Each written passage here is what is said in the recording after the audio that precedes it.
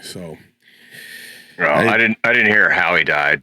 Yeah, it was some kind of motorized glider or something, and it sounded like he crashed into a pool. Oh yeah, okay. So, and then that guy from Cosby Show, the Huxtable, Malcolm, whatever, he died today. 53 years old, 54, drowned. You know what I'm talking about? Yeah. The son. Yeah. Yeah. When you said Malcolm, yeah, because Huxtable was their last in the show. Yeah, his Malcolm Jamal Warner, I think. I always liked him. He was always good in everything I saw him in. But yeah, it's pretty crazy. I mean, not to play on like the racist stereotype, but black guy drowning. That's funny. Yeah, I guess. But yeah, the Cosby Malcolm Jamal dies at 54 in Costa Rica. Huh. It's freaking crazy. I'm almost convinced like I can't drown. I don't know why. I'm so relaxed in water. I just can't imagine it happening to me. It'll probably be the way I go, but like in the Caribbean, it's so salty down there. Like I can fall asleep on my back. So if I ever feel like I'm tired, I just roll over and take a nap. Let the current carry you to the next island. Well, you know what I do is I bring some paracord, I tie it around my thing, and I spike it I tie it off to something, a thing, and I just float out there because current will take you out if the tide's going out. Yeah. So at least I stay somewhat close to shore.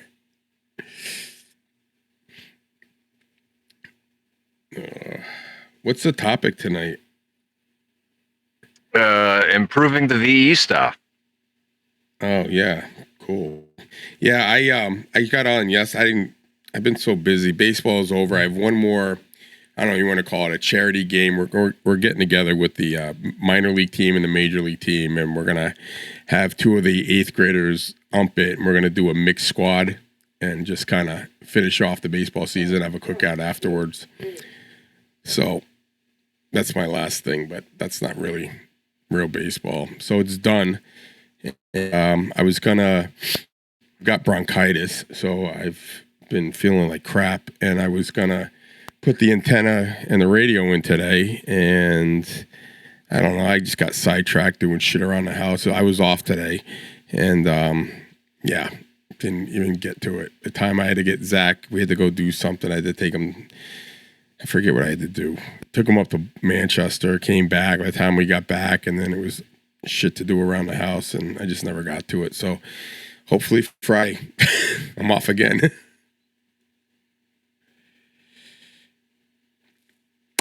So it's about, I got court tomorrow for work. It's gonna suck. Did I tell you the director, this guy Jerry Roca from the kids' jail, complete dipshit. Like, as this being, I basically told him in front of our old director that he was the dumbest ass I've ever met, like to his face, because my buddy was sent to the hospital with a huge gouge, and he kind of joked about it, and he goes, "Oh, so how's your night going?" And I freaking lost it on the guy. And I said, "You're the least qualified motherfucker to ever be here." I said, you have no idea what you're doing, and you think it's funny that my guy is in the hospital. And so anyway, last Friday, he got escorted out of the building by the director and the deputy director, and they plastered signs all over the building. If you see Jerry Roca on campus, call the police immediately. All right. I don't know what he did, but it's not good. So we'll see. What did I walk into? No, I was just saying that the guy this guy, like he's a total, like he like cheats on his wives. He worked for Easter Seals. They basically told him, "You're getting fired or you can resign." So he resigned, and the dipshit state hired him. right after he resigned, and they put him in the director, and he's just like destroyed the place. Hence why I was stuck at working there overnights for 2 years, and it's still going on. I just refuse to do it. He is probably being fired. He was escorted off, and after he left, they put up signs: if you see campus or on the property, call the police immediately. Wow.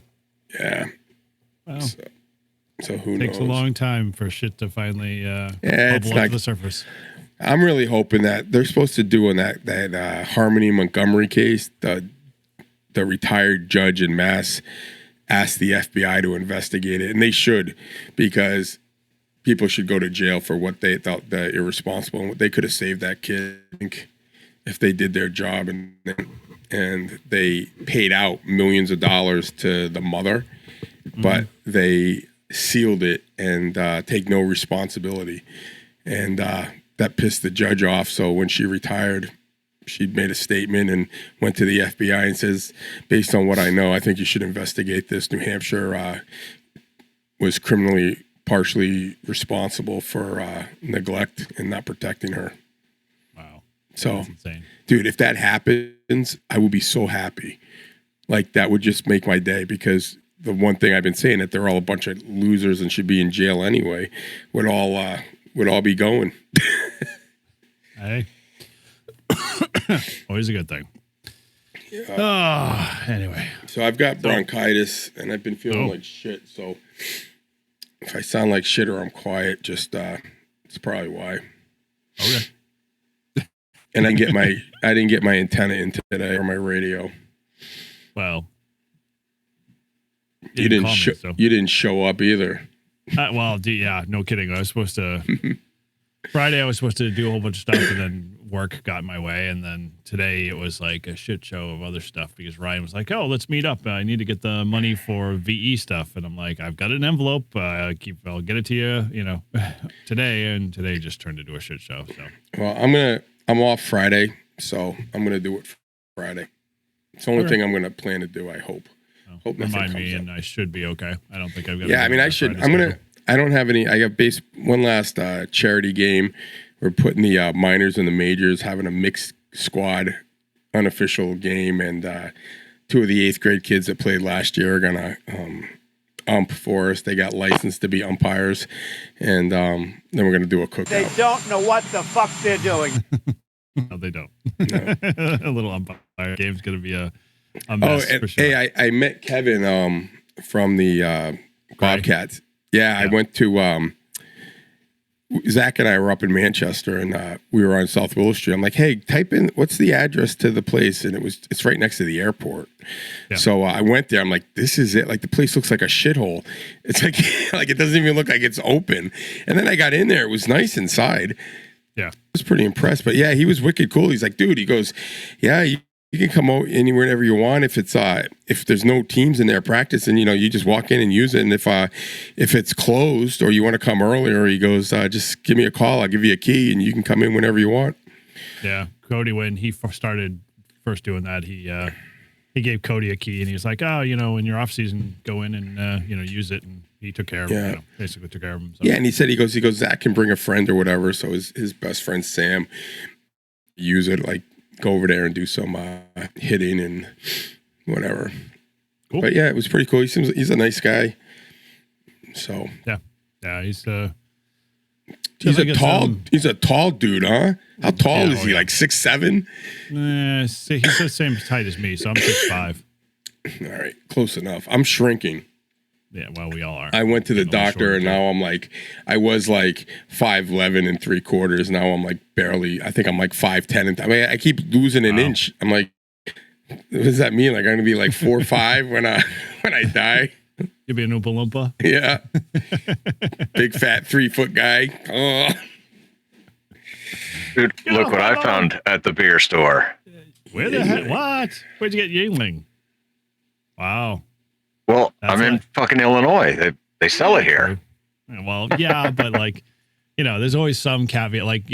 Here's my son's been trying to find Bush for like the longest time. Like, that's the biggest, hottest thing. And yeah, if you find cases down there, let me know, and I'll send you truckload of money to, ship them up this way, but it's almost impossible to find. What is it? Bush what? Bush apple. It's basically just like cider. It's like Bush beer with a little cider, and he loves it. I'm like, this sucks. It's like the worst beer in the world. But he likes I'll take a look. Yeah. It's hard to find. Hey,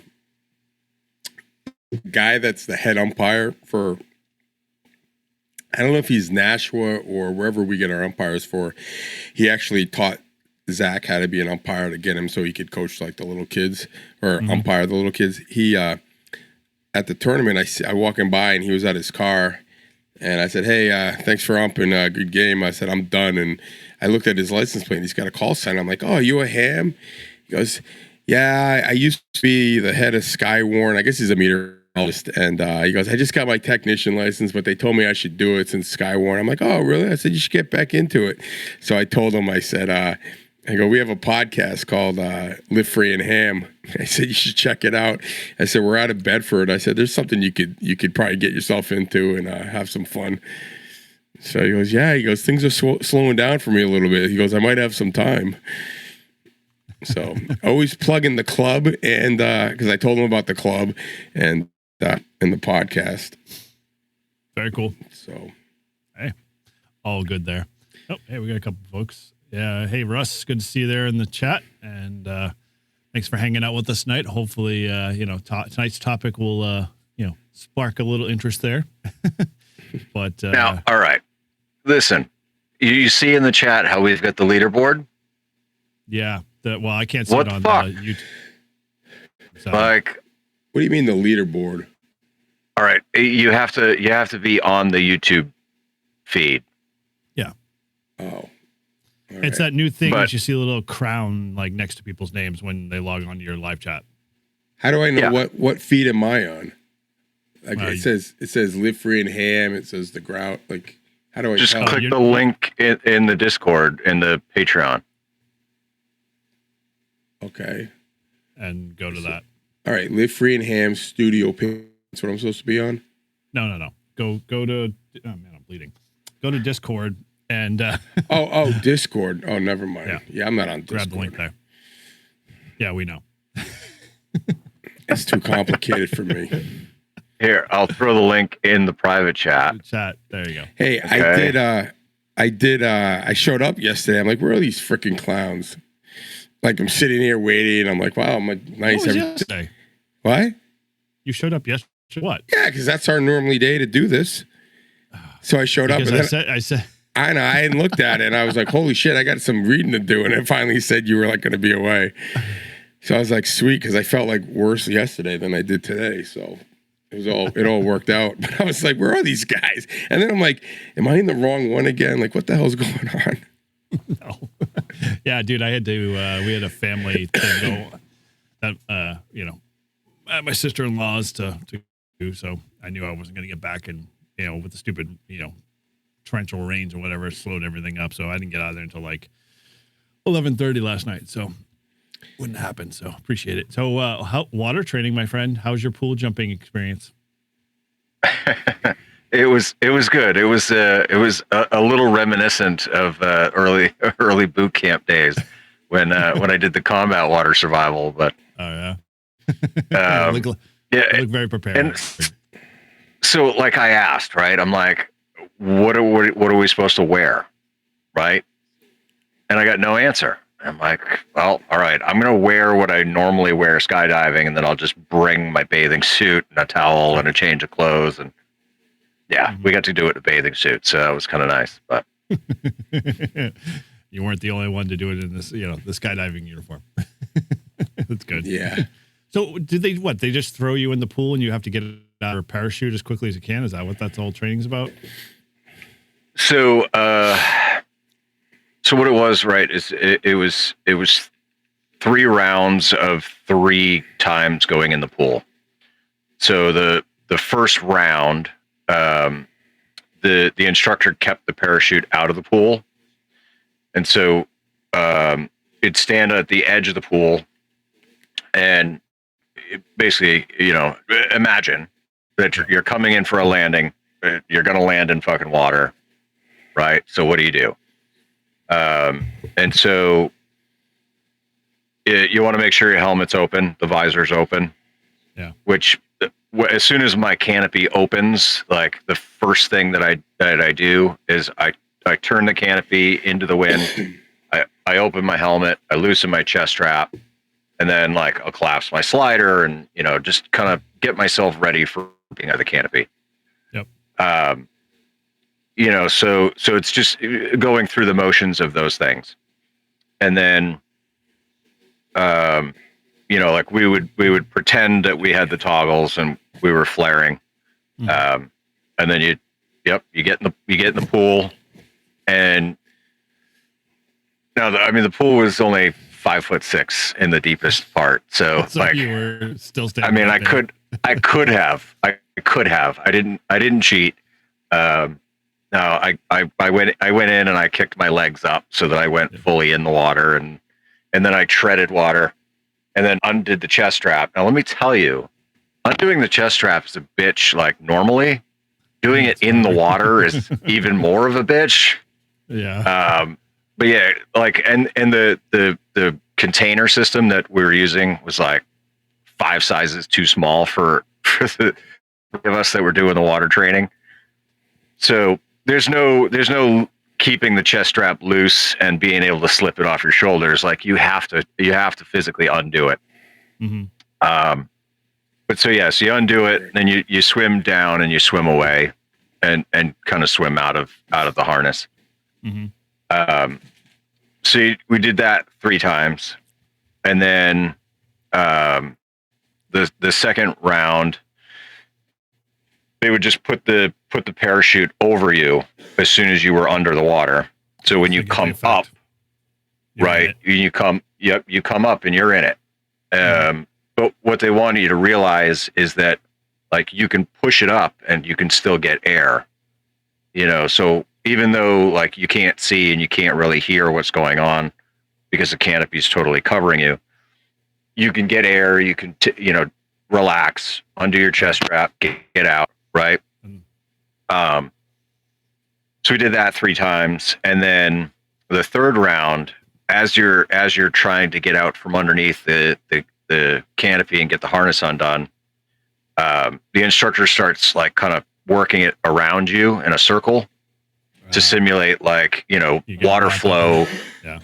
Yeah. And you do like dude, I had freaking lines wrapped around my legs and on my arms. I had a line that wrapped around my neck, and so but the whole point of it is to understand that this is going to happen, and you have to stay calm and just unfuck yourself, swim down and swim away from it. And so it was cool. Yeah, I was watching. It was like he only did 1 jump. I'm like, hey, he's got to do more than that. That's crazy. He only had 1 on the. And I was like, okay.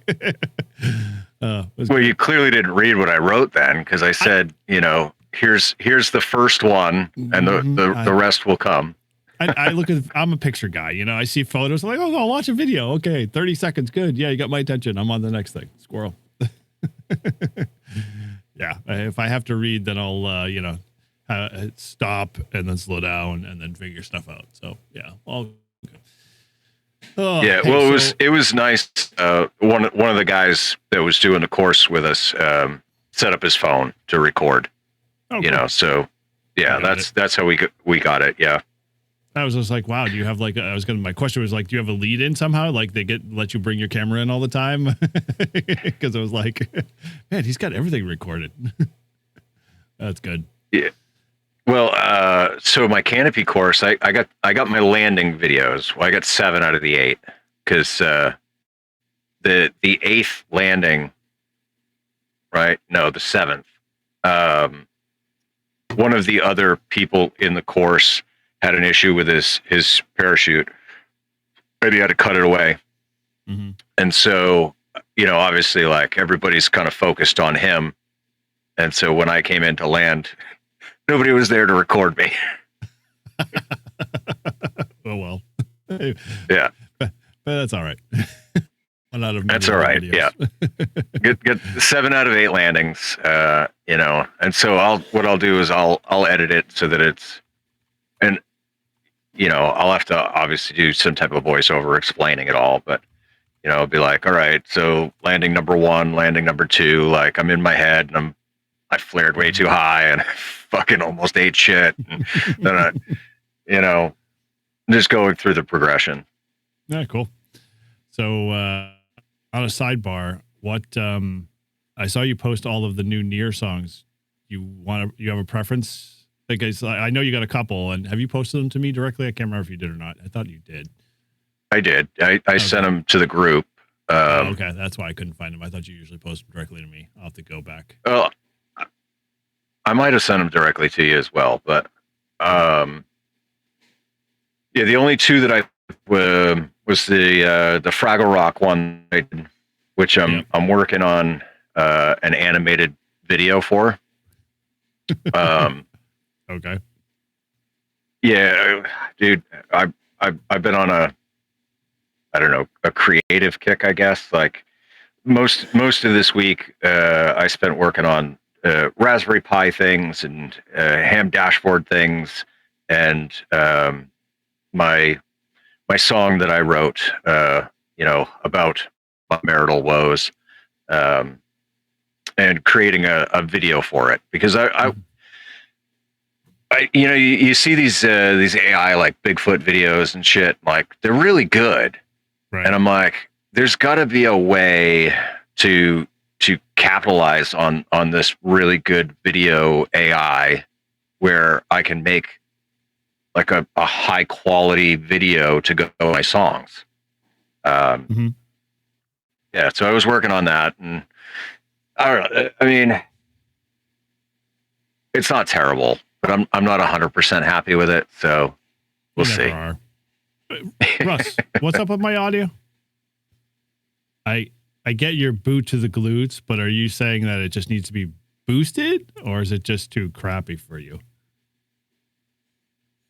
I'm listening to myself and trying to talk at the same time. Can't do that. It's No. impossible. You sound all right to me. I don't know. Maybe I'm a little too punchy and you're quiet, or Quiet or lower. Okay. Well, yeah, we'll figure it you're out. lower. I usually get louder when I start to actually get into the show. So otherwise I get overpowering. I'll turn myself down a little. Maybe that's better. Yeah. Just keep your volume. I'm good there. I just need to, I'm not that far close to the mic. So yeah, when I move in, I'll get a little louder for sure. All good, but appreciate the feedback there for sure. What was I gonna say? Oh yeah, so which one did you want me to use, the hard one as the intro for this Saturday? No, I sent you not the one that I made for you. That was a joke, where it was like super heavy metal. But the one that I posted, that was the rock one. Yeah, that one. Right. Yeah, that's what I meant. Anthem, was it the Anthem or Anthem 3? 7, I think. Yeah. Number 7, version 7. Yeah, I got it now. Found it. Good. All right, I'll get that incorporated. I have to get more clips and everything together for that, but all right. Yeah, it's 4.5 minutes long. Oh, okay. Cool. That'll give us enough time. Usually our other ones are like 3, 2.5. Where did he go? Looks like he's closing the doors. And I'm shipping you your... Well, I was supposed to put that in the private chat. That was the link to the song. Oh, okay. Yeah, not the song that I was working on the video for, but the Near song. Yes, the Near song. That's fine. They'll get a sneak peek if they even watch it. So, yeah, I'll have your box out probably tomorrow or Wednesday. So I'll get it to you in a couple days at that point. It should be pretty quick. Okay. Matt gave me everything, and then there was some confusion because I had told him to send me another XL, and there was like 3 that were supposed to come, and he only shipped me 2, and I was like, oh, I got one, and I'm like, didn't you get one for Paul? And he's like, yeah, I did, and I'm like, well, then you missed one, and so, yeah, just back and forth. All right. Well, as long as you guys figured it out. Yeah. I forgot I had this mug. Oh my. Was that one of those Steins from Germany? German beer stein. Kind of. It's from the Opera House, but it's in Pittsburgh. My cousin got married there, and I went there with my other cousins, and we got hammered drinking freaking beers like that. Oh, yeah. I mean, dude, look at the size of this thing. Weighs a ton, and these girls are like of them, like in a hand. My dad brought he went to Germany for work and stuff like that. And he brought like a real original Steins back with the pewter tops and stuff like that in their own hand hewn case and everything else like that. Beautiful stuff. I mean, as a kid, I never appreciated them until I got older, but yeah, he had 5 of those glasses. Same thing. I'm like, my mom's like, where am I going to put these in they don't fit. I'm like, just put them out on the counter. So well worth it. Good stuff. Let's see. Anything WinLink for tonight? Let me check. There is no review feedback. We do have a doing good, which is good. We haven't had one of those in a while. And then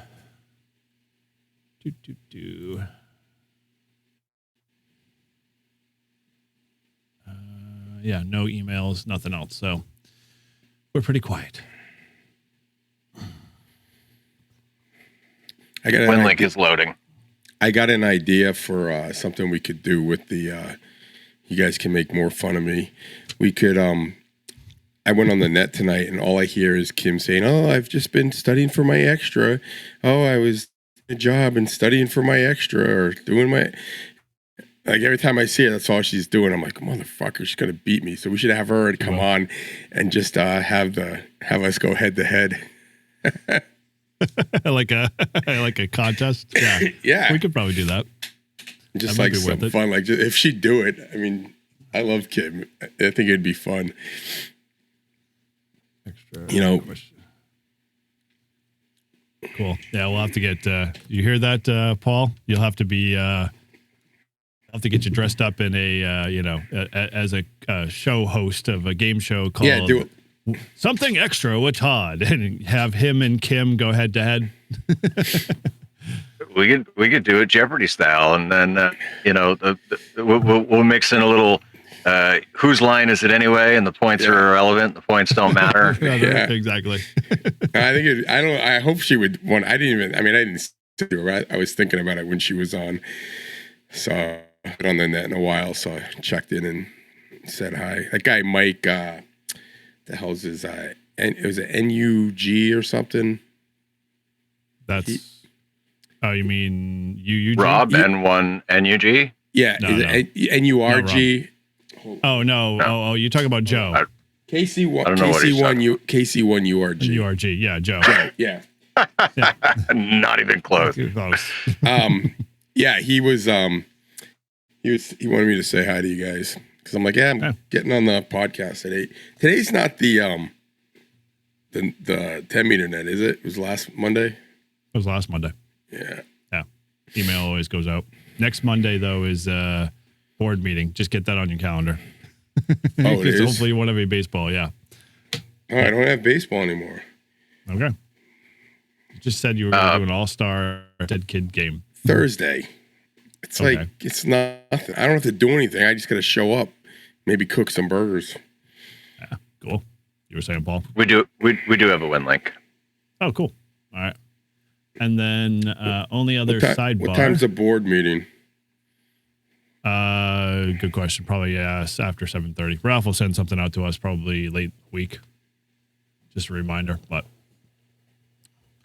I'll remind you via text. You stupid board members.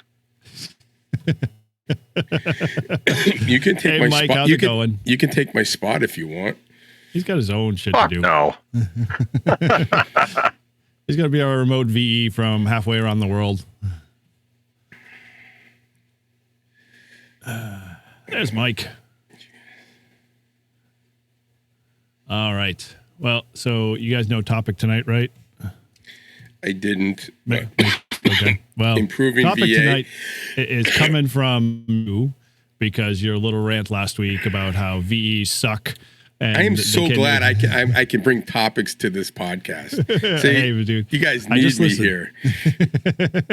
Just another reason why we have Todd on. I know.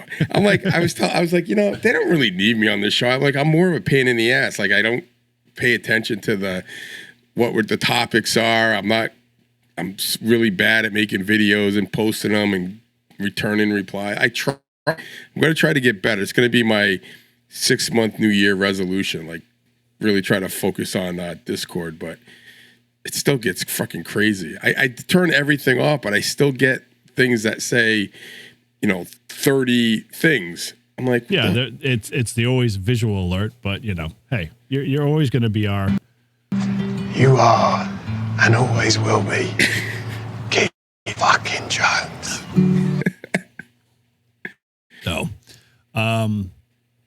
okay, so yeah, the only 2 other things if you haven't caught up to all of the stuff that's been going on.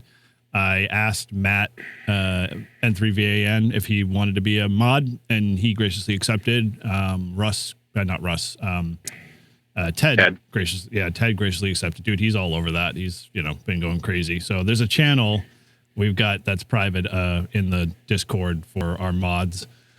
And what's a mod? Moderator. They watch over the when we can't be there. These guys tend to be the ones that are pretty active anyway, and so they're the ones always welcoming people and stuff. And so I figured they would be good. Ted's been all over it, which has been amazing. So it's good to see him. Yeah, jumping in. So Got to keep it moderated. Not separated.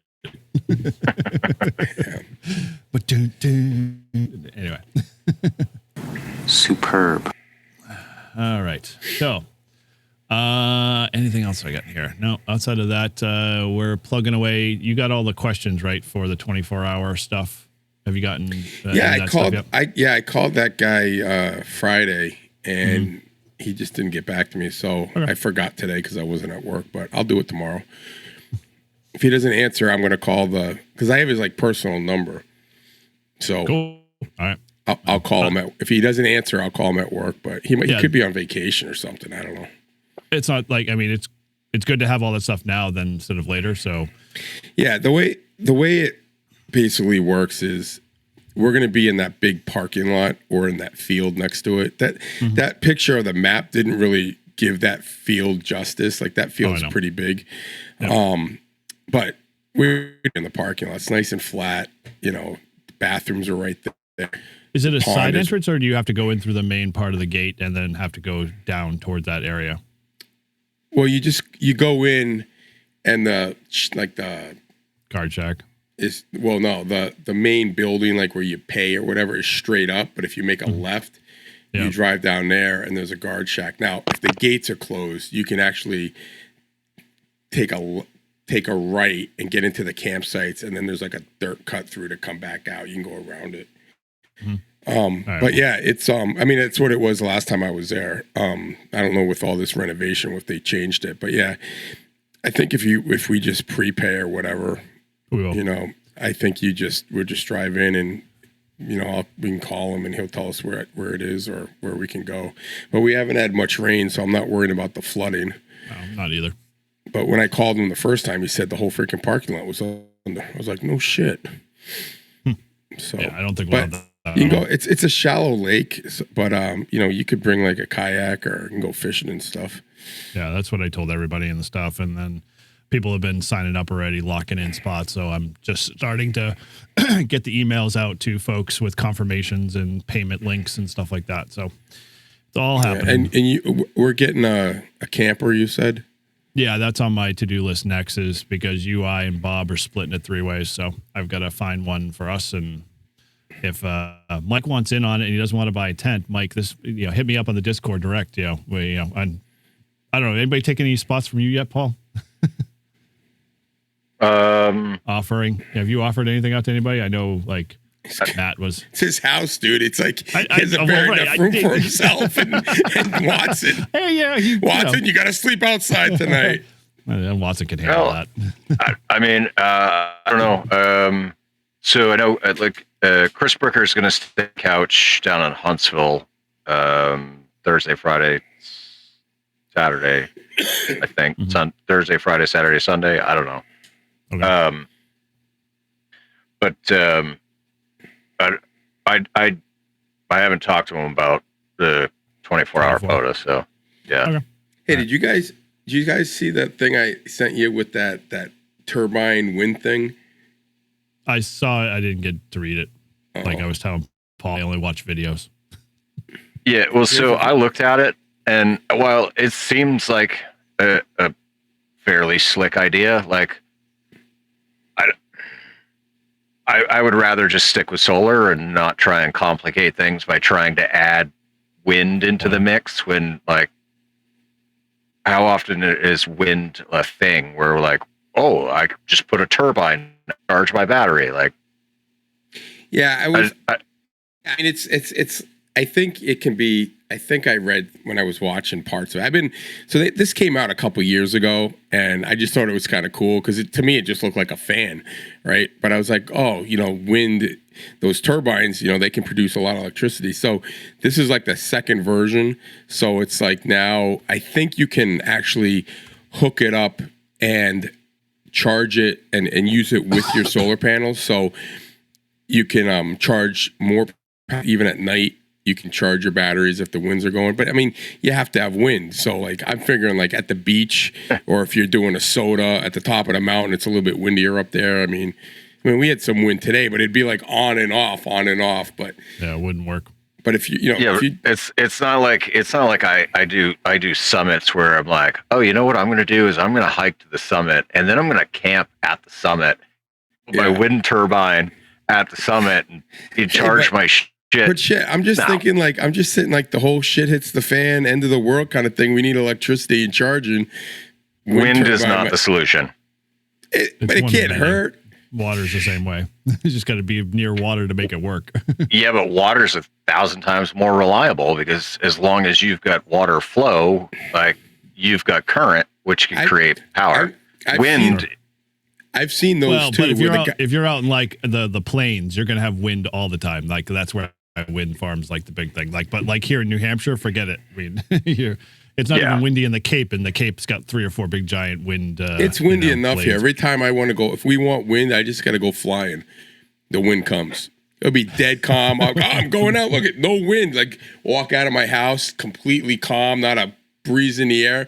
I get there, 30-mile-an-hour winds. I'm like, what the? They're like, I don't know, man. It just started windy. I'm like, yeah, I came. I just thought it was kind of a cool idea. Because I want one of those wind turbines in my backyard just to power my house. It doesn't have to be the huge. Let us know how it works. I know, right? Well, I bet you one of those things, because they say those things only need like 1 to 2 mile an hour winds to spin. Those huge turbines, they don't need much wind to produce energy. I guess they're also expensive, but yeah, well, mini one for my house. We are not a self-generating show yet. We still work on reliable street power. Killing AM radio. Yes, especially this past Support Your Parks weekend. It's all the windmills' fault. All right, cool. All right, well, let's get this thing rolling here. So, Todd, we're how would you like to revamp the whole licensing VE stuff? So think around those terms and what you'd like to see, and just get rid of it. You save it for this show. 5, 4, 3, 2, 1. Oh, I'm not ready here. Sorry, I'm so far down the script. All right, well, as he gave us pause here. What if you had a golden ticket to revamp the VE licensing system? What would you do? Well, we're going to talk about that next on Live Free and Ham. Hello, and welcome to the Live Free and Ham podcast. This is our weekly show where we discuss ham radio topics in New Hampshire, New England, and beyond. And we're thrilled to have you guys here. There's a lot of cool folks in the chat there this evening, and we'll say hello to you guys in a bit. But we talk about everything ham radio topics in New Hampshire, New England, and beyond. So as we said, we're glad to see you guys all here. And we, whether you're a regular listener, I'm bouncing all over my script again, man. I got to renumber this damn thing. If you're tuning in the first time, thank you for joining this episode, guys. As always, you know how the show goes. So, as always, let's get into the show. I'm your host, Eric, callsign N1JUR, and I'm with my guys who do a better job than I do. It's Paul, N1OG. And Todd, W1STJ. Still a general. Proud of it. All right. Well, thank you guys and welcome. And thanks for, bailing me out when I need it. As always, before we do our topic, we always have a few things you'd like to catch up on and slow me down if I get too fast. But as always, our storefront over on livefreeandham.com/shop. You can always head over there, check out all of our merch, pick up a pack of bacon hammies. And, like we said, we're always adding new shirts and new stuff. So we've got Is Your Ham Radio Showing t-shirt, which is big hit. I actually wore that to a club meeting a couple of days ago. And I had 3 or 4 people going, "Hey, where'd you get that shirt?" And I said, "Funny you asked that. I know a great place." And they haven't ordered it yet, but we'll have to keep pushing them. But yeah, things like that, or arf around and find out with our Marconi's t-shirt. Marconi. And we're still working on Paul's. I am, just like Paul was saying earlier, you get into that creative flow and then you get too far and you end up breaking it. And then you have to back out of it a little bit. So I'm on the back out phase before I really just trash it all. I'm almost there. It'll come out. So it's coming soon. I know, actually, I'm trying to remember who posted in our Discord. Who was saying that they were wearing the shirt? Was that, they were wearing your Someday shirt or a sweatshirt? Oh man, I can't remember who sent the Discord. You remember? I don't. Man. Anyway, so someone was saying they're wearing the Paul's Someday jump shirt, and lo and behold, he ended up making a contact with Parachute Jesus. It's like kind of a match made in heaven type thing. But yeah, it's good. Folks, head over there, pick up some stuff, especially as we get into our 24-hour poder. You can wear it proud and loud and hang out there. And when we do our 24-hour live streams, so head on over, check that stuff out. And as always, you can always come connect with our community. We can do that in several ways. Obviously, check out our live stream. We do it once a month. If you haven't already subscribed and ring that bell, then head on over and do that. That way you'll get notified when we do go live. And you can always reach out to us via the MS link so I'm following my script again. Or you can leave us a voicemail at 978-233-1142. And all those links are always in our show notes. And if you always like to support our show, and just like all of our Patreons that are in the chat this evening, and that's one of the perks is being a Patreon member, is you get to come participate in our live streams, or our private live streams for our recorded episodes week to week. And they take us to a boatload of other stuff like early access to our show releases, cut and edited content. And as more and more say, we always say, are you on the button or me? You can join for as little as $3 a month. It's not a big expense. All right. Yes. And as Bob says, it is not a big expense, and it helps support our show and helps us create, this great content that you are listening to right now. All right. So with that, we have no mail. Actually, no, we have a win link. So we are going to kick off the mailbag here real quick. Ladies and gentlemen, can I please have your attention? I've just been handed an urgent and horrifying news story. Everybody, we got some news. Slow down, Boog. Let me handle this. We've got some news. I've got bad news and bad news. I have reviewed ship's personnel, Captain. Congratulations, you've got mail. On top today, there we go. So, Todd, we have nothing in the mailbag this week for you, but I know we got a win link, right? We do have a win link. So, Kilo Delta 9, Yankee Sierra Whiskey. He's on he the ball. made good on his promise from last week to send us another. 2 for 2. Subject is week of July 20th. Hey guys, I'm typing this up while listening to the Live Free and Ham podcast. I started a new job and I'm using muscles that I haven't used in years, so I'm a little sore here. Trying to get video done. It doesn't say. He's trying to get a video done from the POTA with N1OG, but health is good, and the other stuff is getting better. Working on getting the extra class, and will be used many different forms of study materials on top of using Ham Study. I was able to visit some ham buddies during this last weekend. I just need to remember to take a walk when I get frustrated. Very good advice. Yep, 100%. On another note, I made a trade for a hotspot. I traded a Pi 4 for the hotspot. So now time to find a DMR or a C4 FM radio. Yep, hopefully I will be on reflectors soon. 7-3 for now. K9YSW. Chris. Awesome, Chris. Cool. Well, thank you again for continuing on, your path there to sending one WinLink a week. And we appreciate it, especially that you're sending it to us, or at least N1OG, not the rest of us as a collective. But yeah, it's really well, he cool is sending it to you, but obviously you're not checking. Eventually, well, it's gonna definitely bounce back because I think my account's inactive at this point. I can only imagine if it's even receiving email anything. But we'll have to open that Pandora's box someday in the future. But. So good on that, Chris. Yeah, the hotspot stuff is always fun to play around with for sure. I'd say if your hotspot does All-Star, get on All-Star. We got an All-Star node. I'm working on a node for W1LFH, so that'll be coming soon, and we'll announce those down the road. But that's a little bit lower on my list since 24-hour pod and a few other things have kind of taken focus of that. We'll get that out soon, and so we'll be able to communicate one more way with folks, and that'd be kind of cool to do. So, all right. Well, with that, then we actually have a doing good here. This is one we haven't had in a while, so kick this off here. Doing good. Good. Doing good. You do. That's good. Do good? Do good? You're doing good.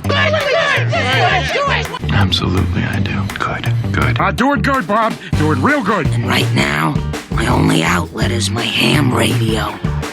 Doing good. Good. Doing good. You do. That's good. I played it twice because I like it so much. Damn loop. That's how long we haven't played it. That when I loaded that, we're like, man, we haven't done that in a long time. So it's on automatic loop. All right. Well, for those that might not know what do good is, we all aspire to do good in ham radio. So whether you might be assisting in a disaster, proving communication for a local road race, or hosting that POTA meetup, we all love to participate in ham radio activities. So however, we sometimes hear negative voices, or we get overshadowed by those negative voices when we're trying to enjoy our hobby. And so I raise my fist to say, bring on those good deeds. And this is a place that you can share those stories with us. So we've had a bunch in the past. And so this week, we've had one that I wanted to share. And this one's kind of near and dear to my heart. And I don't mean to put Parker on the but our club, the Granite State Amateur Radio Crew, which all of us are members of, we had donated to us a Kenwood, I think 622 meter mobile radio, brand new in the box, never been touched, never been breathed on, never been taken out of the packaging.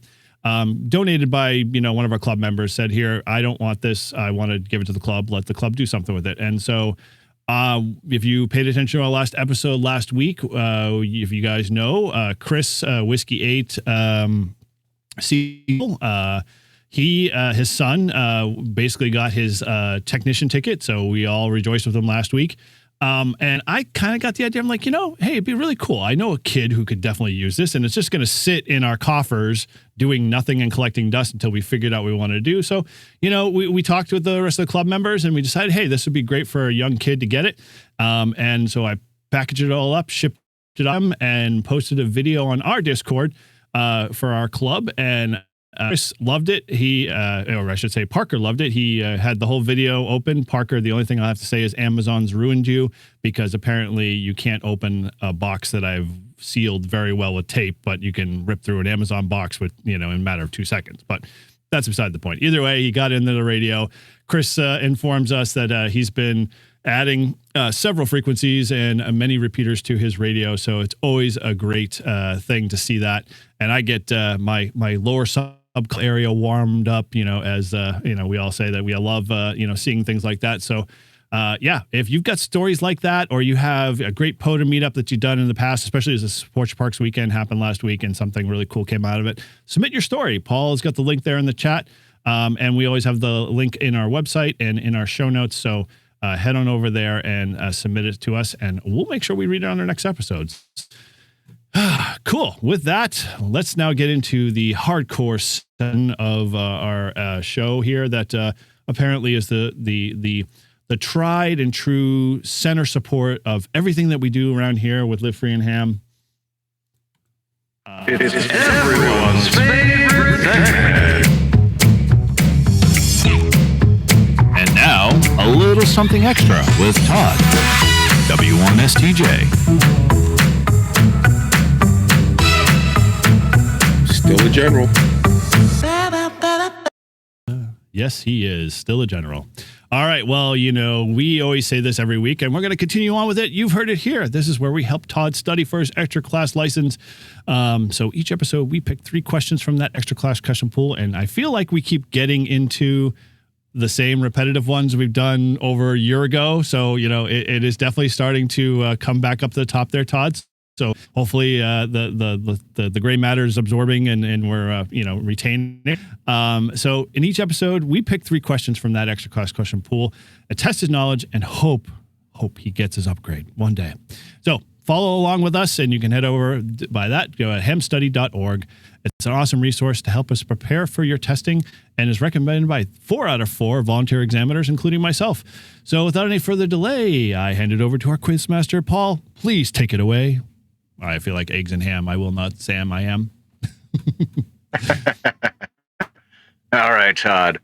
Question number 1 this evening is a question that you've had before, so you should get this one right.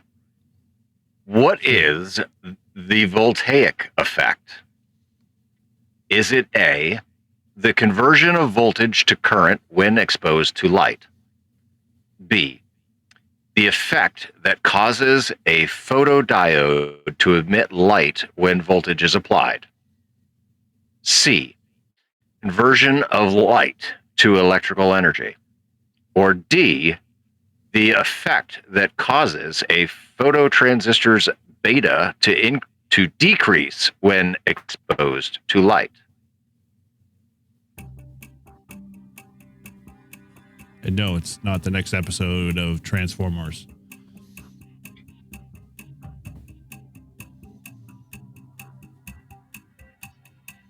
Oh, Todd, you're muted. Oh, sorry. I said I remember the question. I think it's either A or B. It's my 2 guess out of the 4. Voltage to current.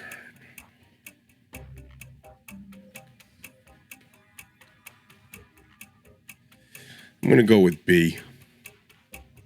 I would agree with my friend. B sounds like a very good, solid answer.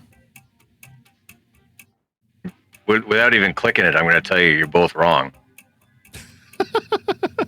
Damn it. You're both wrong. There you go. It's C. It's the conversion of light to electrical energy. It's a photovoltaic cells, man. Come on, solar panels. I don't use them, that's why. So the photovoltaic effect is the creation of voltage or electric current in a mill upon exposure to light. The standard photovoltaic effect is directly related to the photoelectric effect, though they are different processes. When the sunlight or any other light is incident upon a material surface, the electrons present in the valence band absorb energy, and being excited jump to the conduction band and become free. These highly excited non-thermal electrons diffuse, as some reach a junction where they are accelerated into a different material by a built-in potential. This generates an electromotive force, and thus some of the light energy is converted into electric energy. I invented electric motive force. It's amazing. It's the best thing in the world. So, hey, Mike, did you get that one, or were you as off as Eric and I were? Well, I could set the building on fire. Okay, let's try it again. Okay. Question number 2 is also a question you've had before. What I say? I've had them all before.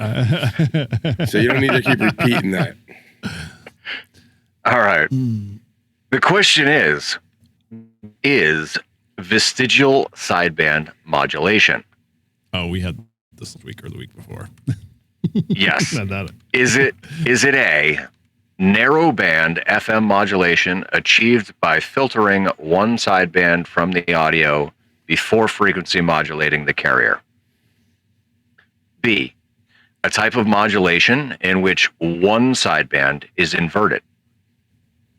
C, amplitude modulation in which one complete sideband and a portion of the other are transmitted.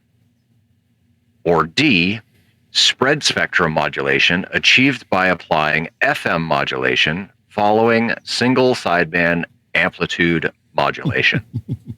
A whole lot of modulation. Spread spectrum. Ooh.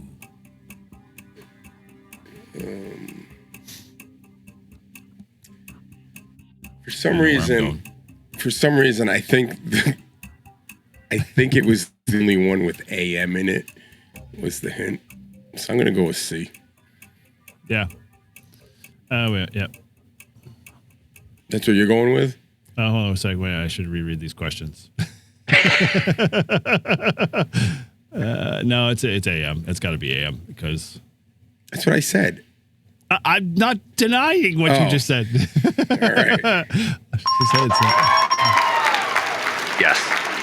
C is the correct answer. Great job. So your explanation, NTSC signals are amplitude modulated AM signals, but use a technique called vestigial sideband modulation. Vestigial sideband, VSB, modulation is amplitude modulation in which one complete sideband and a portion of the other are transmitted. The reason that NTSC TV uses vestigial modulation is to conserve bandwidth. Even using this technique, an NTSC signal is 6 megahertz wide. One advantage of using vestigial sideband for standard fast scan TV transmissions is that vestigial sideband reduces bandwidth while allowing for simple video detector circuitry. And so your hint, vestigial means a small part or portion of something larger. It could be an editorial change, and we should follow Mike's comment of just give AM a chance. Just give AM a chance. I think I made that up because when I was studying for that, I said it's the only one that has AM in it. These freaking charts. This is what we're going to talk about. I don't give two shits about this. Okay, this good topic. This right here does not help me in ham radio. I will never use it, and neither will 95% of all out there will never use this crap and should not be on the test. Complete. Apparently, Todd never looks at schematics. Yeah, I don't. I just want to operate. To me, that looks like they're too similar, right? Like they're definitely they're not. They're all different. Really? All right. They're all different. The only one between 2 and 3 is G1, G2, or G. They're exactly the same. Oh, and the arrow's going the other way. Oh, that makes a difference. So 4 and 5 is just the arrow. All right, go on. What is this? Let's hear the question. In figure E6-1, which is the schematic symbol for an N-channel dual gate MOSFET? Is it A, number 4, B, number 2, C, number 6, or D, number 5?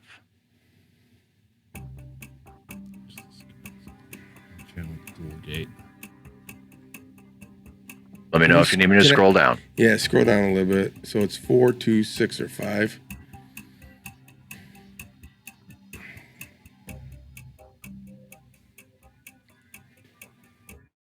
Dual gate. Oh man, I can't remember if it's the reverse of the other one. Oh man. Okay, well I'm just gonna guess. All right, I'm gonna go with 5. Yeah, see, I'm gonna toss up. I can't remember if the shoot, is it the other way? See, I'm gonna go with yeah. Here's my point. An extra for years and years and years.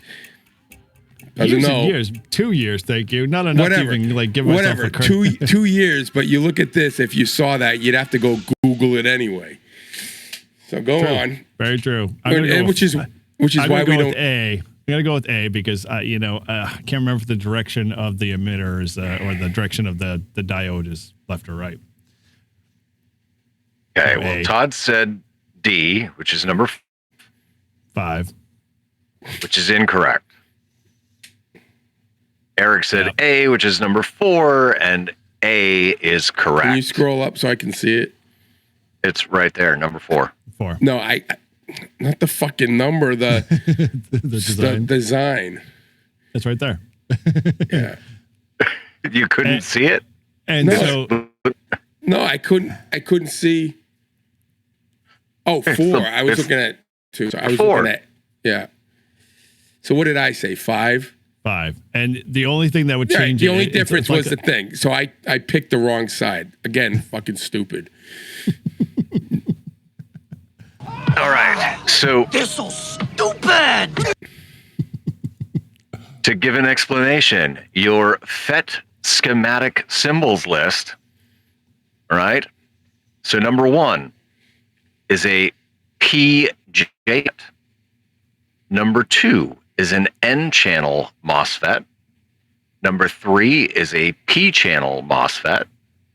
Number 4 is the dual gate N-channel MOSFET. Number 5 is the dual gate P-channel MOSFET. And number 6 is an NJFET. So there you go. And Well, it had to be 4 or 5 because it's gate 1, gate 2, right? Or gate 2, gate 1. yeah, no, definitely the dual gates. So it was just the fucking arrow. Yeah. So why is the arrow go? Because that is where the electricity is being fed into, or where the why am I forgetting it? The resistor, which is that little arrow representation, is impeding or basically blocking. So when it's facing out, the electricity is flowing out, and when it's facing in, the electricity is flowing in. Got it. See, I looked at it as opposite as the Yeah. No, but that's just a resistor. So a resistor basically like does it was exactly going that. through and then spreading out into the 2 gates. Mm-hmm. That was my rationale for it, right? Like it comes in and it spreads out to gate 1 and 2. G's up, O's down. Yeah, Mike, I don't know if that one we'll submit that as a request there for user submitted hints. See if it flies. All right. At least Mike's honest. At least he's with me. I don't have a clue. Yeah. Is Mike an extra too? Are you an? I think Mike's just still a general. Mike, are you an extra?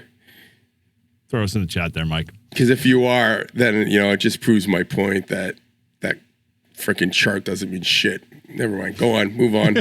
Am I done? I got 1 right. He's an extra. Okay, there we go. Yeah. What'd you get? I got 2. So I get the music. Todd got 1. Oh, he misses the music though. Still gotta hear it. Yes. Emotional damage. All right. So whether you're on the journey of studying for your technician general or that elusive extra class, Mike's an extra. Proves my point. Has no clue. In that case, well, maybe we should have him on with your extra. I'm just right. It's a dumb question.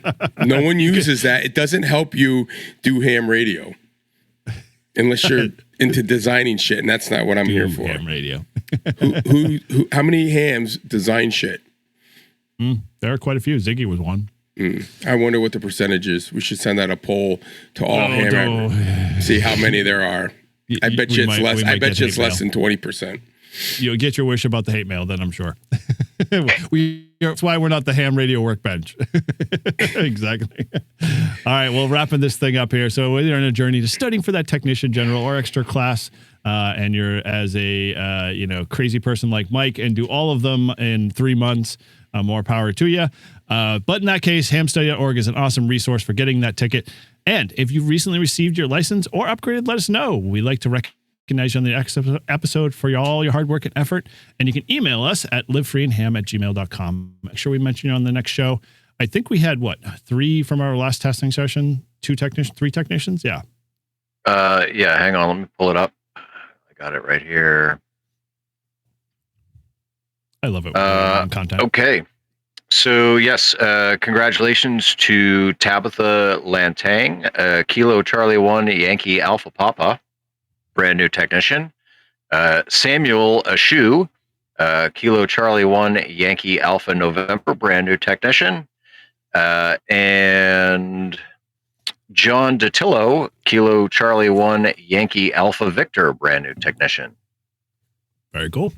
Congratulations, guys. And welcome to the hobby. All right. Well, as we get into our usual format here with the ham radio week catch up, over to you, Mr. N1OG. What's been going on in your ham radio week, my friend?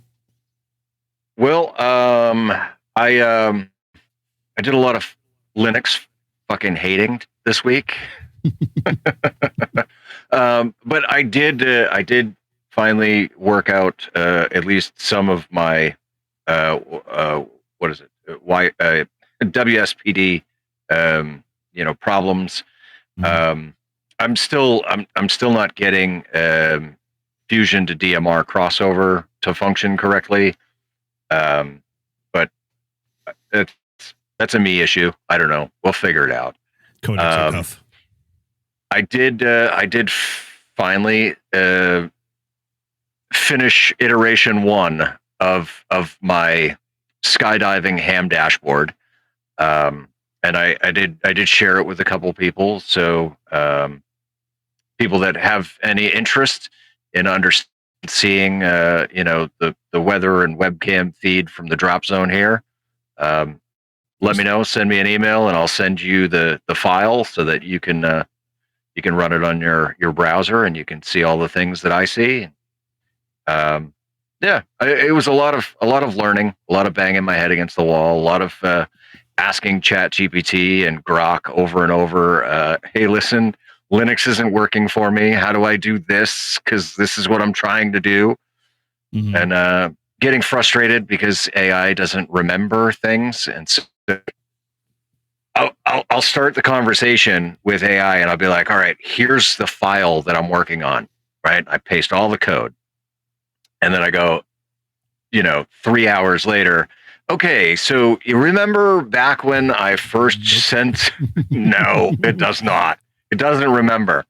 So that's flaws in AI, finding them all week. Well, so here's a little tip that I've learned with the AI stuff that I ran into similar stuff is that you notepad it. And what I've learned that's super strength with AI is chaining. So if you're going to remember how they taught us in school where this is how you write a rough draft for your first, essay you're writing, and then you write a second draft, and then you do a final, and you have all of those chains of stuff. The same thing with AI is that if you write it all out like, hey, AI, I want you to do A, B, and C, and then at the same time, I want you to add this 3 things, and I want you to add, and then you just maintain that when you put it back in, you just add your extra few more commands at the bottom of it, and it just spits out, I already know this because I have this stored somewhere else, so I'm not going to reiterate it to you in detail, because you can say, don't give it to me in detail, just answer my questions after this, and this is what I'm referring to as content, and it remembers it. I can't tell you how many times I'm like, that has saved my bacon because I got frustrated. I'm like, done. I gotta myself. I'm done. This is a waste of time. It's like 4 hours fucking wasted. I know. Like, why am I telling a computer what to do if it can't remember what I told it 10 minutes ago? Yeah. It knew your answers. It just was being a dick and didn't want to tell you. Well, that's because you were using Grok. It was trying to tell you in early 1930s lingo. So the interesting Grok is much more detail oriented in the answers, and get a lot more explanatory in the answers, whereas ChatGPT is just like, here it is. Yep. Yeah. I'm more of a matter of fact guy. I just want to know. Don't give me the reason. I saw a thing on Kickstarter. They've got this like little dog. It's like that big, and it's AI generated, and it's like a dog you train, and you train it as like, and it gets smarter and smarter and smarter. I was like, oh boy, here's the start. Until it gets hacked. Then it's going to tell you, go, fuck you. Yeah. And then you're going to tell the dog, sit. It's going to be like fucking taking off on you. Sorry. You want me to self-implode? Sure. No problem. Yeah. Well, good to see you on the dashboard. You probably got like 5 people saying, you're going to create a video on it or no? Your dashboard. I mean, I will. The thing is at this point, right, iteration 1 is 100% HTML based, which is, in a way, it's a good thing, because what I can do is I could just create different HTML based pages with different information sources. But ultimately, what I'm trying to do is I'm trying to like build a server that's hosted on my Pi that has the API to pull all the winds aloft information and the weather information from a couple different sources. And then where I'm getting hung up is how it's presenting that information to me. It's not presenting it in a way that looks nice. Sure. And so still working on it, but yeah, at least for now, iteration 1 is done and successful, and it's just HTML based. That based off of your comments you were saying a few weeks or a couple days ago in Discord, like how you were going to like everything up in a matter of a couple of seconds, like, dude, step away. I've been there. I know what it's like. It's like, you tell it, it's like all command. I'm just giving you text. Stop telling me my syntax wrong for the 55th time. I'm typing the same thing over and over again. Yeah, no, I get it. I love Linux. I've been in that space for a long, long time, and I don't tell anybody I know it well, because then, they're like, can you help me with this? Like, no, I don't want to get involved with it. It's a pain in the ass. Well, I think ultimately I need to create myself a little cheat sheet of, like the different commands, like grep and get and, what all the different commands do. And said all of those, whole lot of sudo apt upgrade and sudo apt update. Yeah, well, so you get tired of typing sudo everything. You're like, screw this. I'm just going in as root, and I'm logged in as root all the time, and I'm just going to straight as root all the time. And yeah, I can't tell you how many times servers and stuff like that, pretty much, would always be that way. All my development boxes were pretty much in that same basis. So I'm logging in as root. I don't care. Yeah, I'll let that go to voicemail. Anyway, cool. All right. Good on that one, man. I applaud you for diving in and taking that bull by the horns, because I decided to just throw money at my problem, and that's why I have a big geocron over there in the corner that tells me exactly and what I want to see on paper and stuff. My dad's calling here. Call you back. Anyway, so yeah, Todd, yeah, how's your hammery week, my friend? Thank you.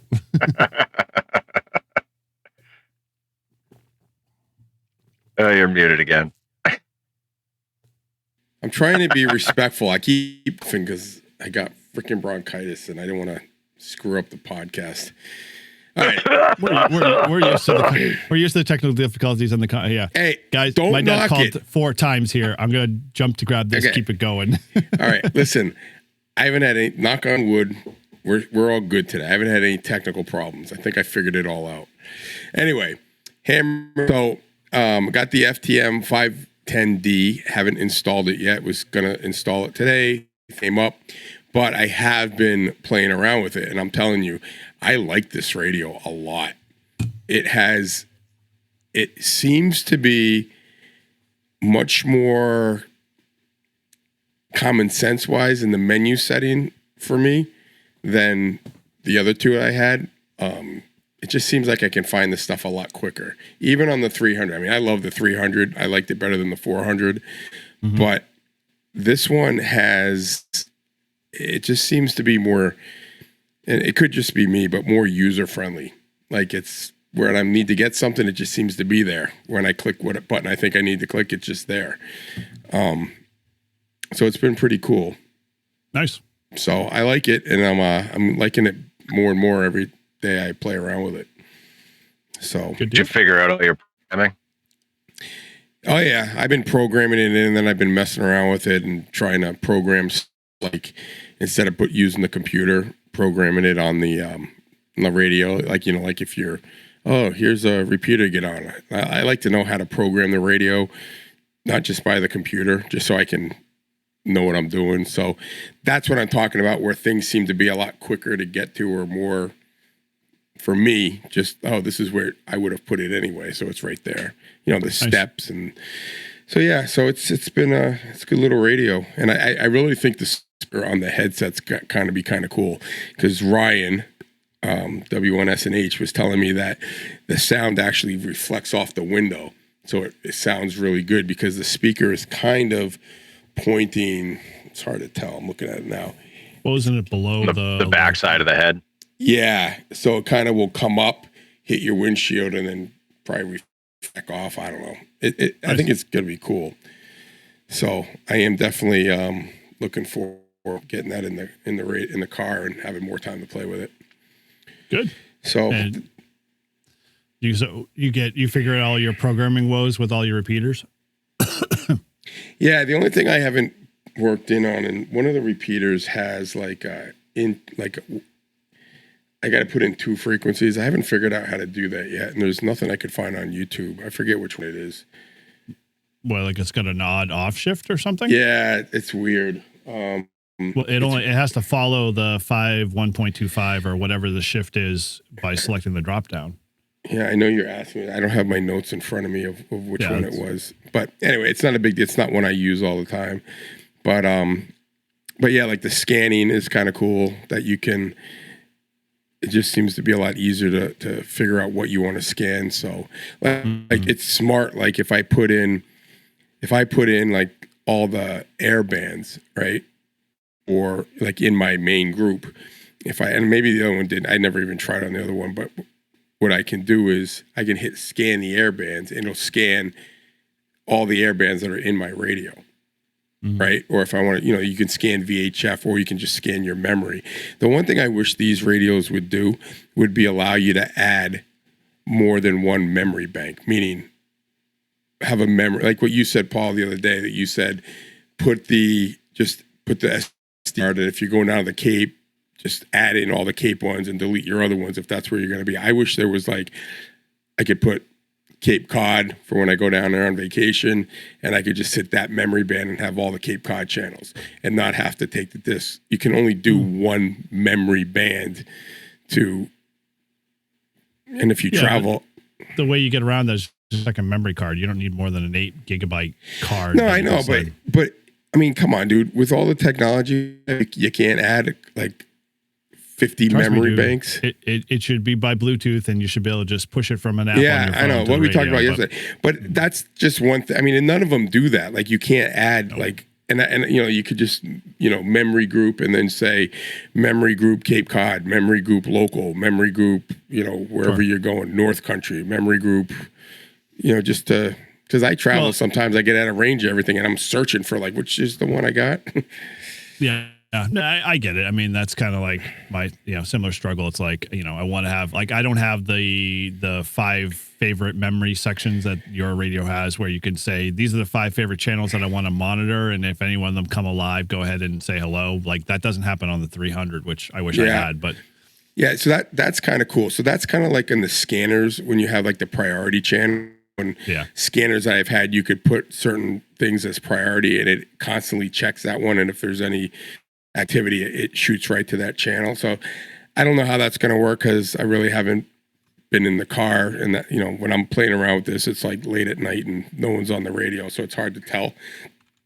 But that should be interesting. The other thing you can do is you can quickly change the memory channels by, if I had the Cape Cod channels as my example, I could just click off the memory group and then just add the memory group and then that would become your new memory group. You know what I mean? So you don't even need the card to do it. I mean, well, that used to be the old world where radios used to have like multiple channel banks. Yeah, well, I like that because, like I said, if you're traveling, especially if you were like a trucker or something, and you had a route from, like, say, Maine through to Florida, it would be nice to have, you know, a bunch of banks that they could put in as they go down. Would have a freaking iPhone or a smartphone that would say, "Hey, we've come into a new area. Push these automatically to the phone." You know, radio. Be done with it. But you know, all in all, it's pretty cool. I like it. It's been good. I'm glad I got it, and I got a good deal on it. The fact that I sold my 400 and been playing with this one in the shack. Glad to spend your money, sir. Here is a check with my name on it. Write down any number on this piece of paper, and I will pay it. All right. Well. The money. Here we go. Money talk. Here comes the money. Todd's money. Yeah. So Eric, what have you been up to? Anything in ham radio wise, I have to say that I've been playing around with a lot more antennas at this point. Just primarily my Sunday morning live streams have been around that this past week, but I didn't get out for Sparks weekend at all. I didn't even hunt, which is kind of bad, but and alternatively, I ended up deciding that I was going to get my button gear and get my mobile all-star node set up in the truck finally. So that's all mounted. I ended up having to spend some time putting in nut certs to get it all, you know, situated in the back of the panel temporarily. It's kind of phase one right now. I've ordered a custom Molly panel that's going to go in the back there that will fit the back side of the seat. So I'm going to remount all of the gear to that. But yeah, it's fun. I just need to. I finally got it set up and it's working with my mobile radio in the car. It's still lonely. I mean, unless I'm on like on America Link or, you know, some other larger all-star nodes and stuff like that. But it's fun to be able to just, switch between nodes and stuff like that, all from custom vehicle. And it's running off a hotspot that I've got full time in the truck. So, it's good there. The only thing, I haven't gone for the full cycle of the battery yet. It's a 13 amp. No, it's a 10 amp hour Bioenno or 9. I think it's 9. And so I haven't gotten to the end of it where it's like, because I've got the West Mountain Radio Epic Power Gate. And so I get battery feed from the main vehicle, from the vehicle mains battery to run the system. And then when that gets cut and the vehicle's off, the backup battery, which is that 9 amp hour, runs all the time. So the All-Star node just stays on 24/7 and the West Mountain feeds or charges that battery at the same time. So it hasn't gotten to its end of its lifespan. So I'm knock on wood. Hopefully it will still continue to just, stay happy and stay charged and both, systems will work well. So yeah, once I get that panel in, I'll play a little bit more. I got to call Frank to see why our club repeater's not on All-Star any longer. Apparently must have fell off. So in some test, I wasn't able to make contact, but yeah, it's been fun. So that's kind of been my little pet project. Our club repeater was on All-Star? I thought it wasn't. It was on listen only. So we were receiving through Frank's All-Star node, a feed of the repeater's output, but not, you weren't able to transmit on it. Got it. So now, all right, I got to ask a really dumb question because I don't know anything about All-Star. I haven't taken the time to look into it at all. Sure. But is that like a radio mode specific? Like, C4 FM is Yaesu only, DMR is DMR only. It's analog. Do you need a special radio? No, as long as you've got a Pi with running All-Star on it, and it's got a hat on it, a DVM hat that does 2 meter, 440, whatever it is, analog. The software interfaces with it, and it then becomes the RF link out to the All-Star community, like DMR. You connect to other, you connect to other All-Star nodes or, larger, groups like America Link and that type of stuff. And, it's all controlled via like the interface. So like where you probably do everything from the web interface to the Pi Star, it's the same thing with All-Star. The only difference is that you don't need a digital radio. You use it to it. And so where all that's all. I mean, the only C4 FM I have is my 3DR, but I don't ever talk C4 FM off of it, so it's always analog. So yeah, that just sits there and runs, and I've had Chris, our kid in the club. You met him, Todd, Chris, on Wednesday last week. He's a big all-star user too. He loves doing that. So I chat with him time and a bunch of other people. But yeah, I'd love to be able to do it more, because then I don't have to like listen to my repeater, like our local club repeater, because we can just tie it in as an all-star node, and then I can just add more. So I've got Jason's cloud, HR2O's all-star, hub, and a bunch of others that I turn on and off when I want to hear other traffic when the bands are quiet.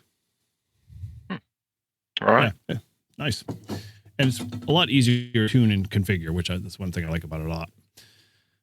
So, all right. Well, there you go. With that, we're going to kind of get into our topic tonight. As Todd's been, at the bit there, chomping hard, about this, I figured it would be one of those moments that I'd be poking the bee's nest, and we were chit-chatting offline about that. But, if you listen to last week's episode, you might have heard the little bit of the deep conversation we had, we'll say spirited conversation about, how VEs and the whole VE team and everything about the testing process is just all a big cluster fuck, and, everything in between. And we were all kind of just chit-chatting about that. But it got me thinking. I'm like, because I have always heard growing up as a kid, and primarily because, I took testing when testing was like you go to a classroom and you take a physical paper test, fill in the grading sheets, and then everybody manually grades them. The process was always like, oh, well, you had, in order to be able to get to like being a real ham, was to learn Morse code. And that was always like the rite of passage. If you got past Morse code, then you were, basically welcomed in with full arms. But if you were a no code technician, it was like, oh, well, you're stuck on the repeaters. You go hang over there and you're, second class citizen, sort of, kind of. And it was always kind of like that thing is like, growing up is like, oh, you're a no code technician. Oh, well, I'm a general. I'm an advanced extra, or I'm an extra myself. And like, it was always like, I want to be there, but the code was always in my way. And it got me thinking, it's like, we always, set a bar for people a lot of times of like, well, if they're just a general, then, they can't be, great ham radio operators, or like they're extras, but they're morons because they just, they read the test or they studied the questions, kind of thing. And so it got me thinking. It's like, with that, like we do, like if someone came to us, tonight and said, hey, I have given you a golden ticket, you can rewrite the whole entire VE licensing, structure. What would you want to do with it and set it up? And the sky's the limit. And so like I posed this to our Discord tonight, to our Patreon folks, and said, hey, what would you want to throw in? So those guys in the chat, Ben, feel free to throw in a few things here and there. But I'm going to throw it to these guys. So, we're going to get to you, Todd, because you're already, I can hear the gruff, like on fire conversation. I'm going to throw it over to our VE guy because, he's more level-headed in this sense. All right, I just want to say one thing that you said. There are people out there that can take tests and pass and think they know everything. And I know some in ham radio that they've been around forever and they're extras and they think they know it all, but they're complete shit when it comes to operating. I'm just saying, you don't have to pass a test to be good at your job, right? And if your job is operating on a ham radio, and that's what you got into ham radio about, there's a lot of stuff on the extra test that does not have anything to do with operating. And you might pass that test, but doesn't mean you can go out and do POTA, because I think I can hang with the best of any extra in the world when it comes to doing POTA or dealing with a pile up. It's my thing. I love it, and I think I'm pretty good at it. And I didn't get any test, and no VE or no ham radio test taught me how to do it. I learned by experience. So that's my rant. So you've heard it here, guys. You heard Todd's rant. In essence, we want to hear the level-headed Paul, which is very weird saying coming from the Grouch being level-headed at all. Like, but I know he's going to be like, can I be the Grouch today? You can wear the Grouch hat. I should be the Grouch. I'm sure he'll pass it on. But he might go off too. You never know. Like this is kind of one of those things. Is like I'm gonna just let the handle loose here and see what happens. But anyway, over to you, Paul. What in this whole VE scheme of things do you feel like could be improved, or what would you do if you had that whole golden ticket? So I mean, Christ, there's a lot. There's a lot. It's a pick one. A very big open-ended question here, but I just to Todd's point. Yes, you have to pass the test. But when you pass the test, you get the license, and the license is not a license saying that you know everything because you passed the test. It's a license to learn. And I know many VEs that reiterate that very, very often. It is a license to learn. It's almost like the tagline, "It depends" in ham radio. It's almost coming to the level. Okay, but the thing is if you're truly in this hobby for the right reasons, all right, you are never going to stop learning. Agree, 100%. You're never gonna be that. So why do you need? I have a PhD in fucking engineering, and I know everything that there is to know about ham radio. Mm-hmm. You're never gonna get there. No, and I listen. I agree with you on that. Except this is my. If you have to pass a test for what purpose besides you pass the test, because 90% of the people that I hang out with couldn't pass the test if you gave it to them, who are an extra or even a general. I don't think I'd pass the general test if you just gave it to me, but I've learned more in ham radio about what I'm interested in way before I got my general. I didn't know shit ham radio. Even when I got my general, I didn't know shit. And the whole testing part was I had to pass the test to be able to do what I wanted to do. And there's stuff in the technician class that to me was a lot of BS. Like, for an example, they tell you call CQ when you want to talk to a station, but they fail to tell you that that's not doing a fucking repeater. So you look like a fuck idiot. And it's because some fucking dipshit said, call CQ, that's the rule. Not exactly. It's not the rule. It is what you think it is. It's what you want to do to get someone on HF if you're trying to get people to call you. But if you're on a repeater, you don't call CQ, you just call out your call sign. Why isn't that on the technician test? Because that would be really helpful, because I felt like a fucking asshole and I blamed the fucking VE ARRL testing people and said, well, the technician test supposed to call CQ. And the guys on the repeater were like, don't listen to those fucking guys. No one does that. This is how you do it. Okay.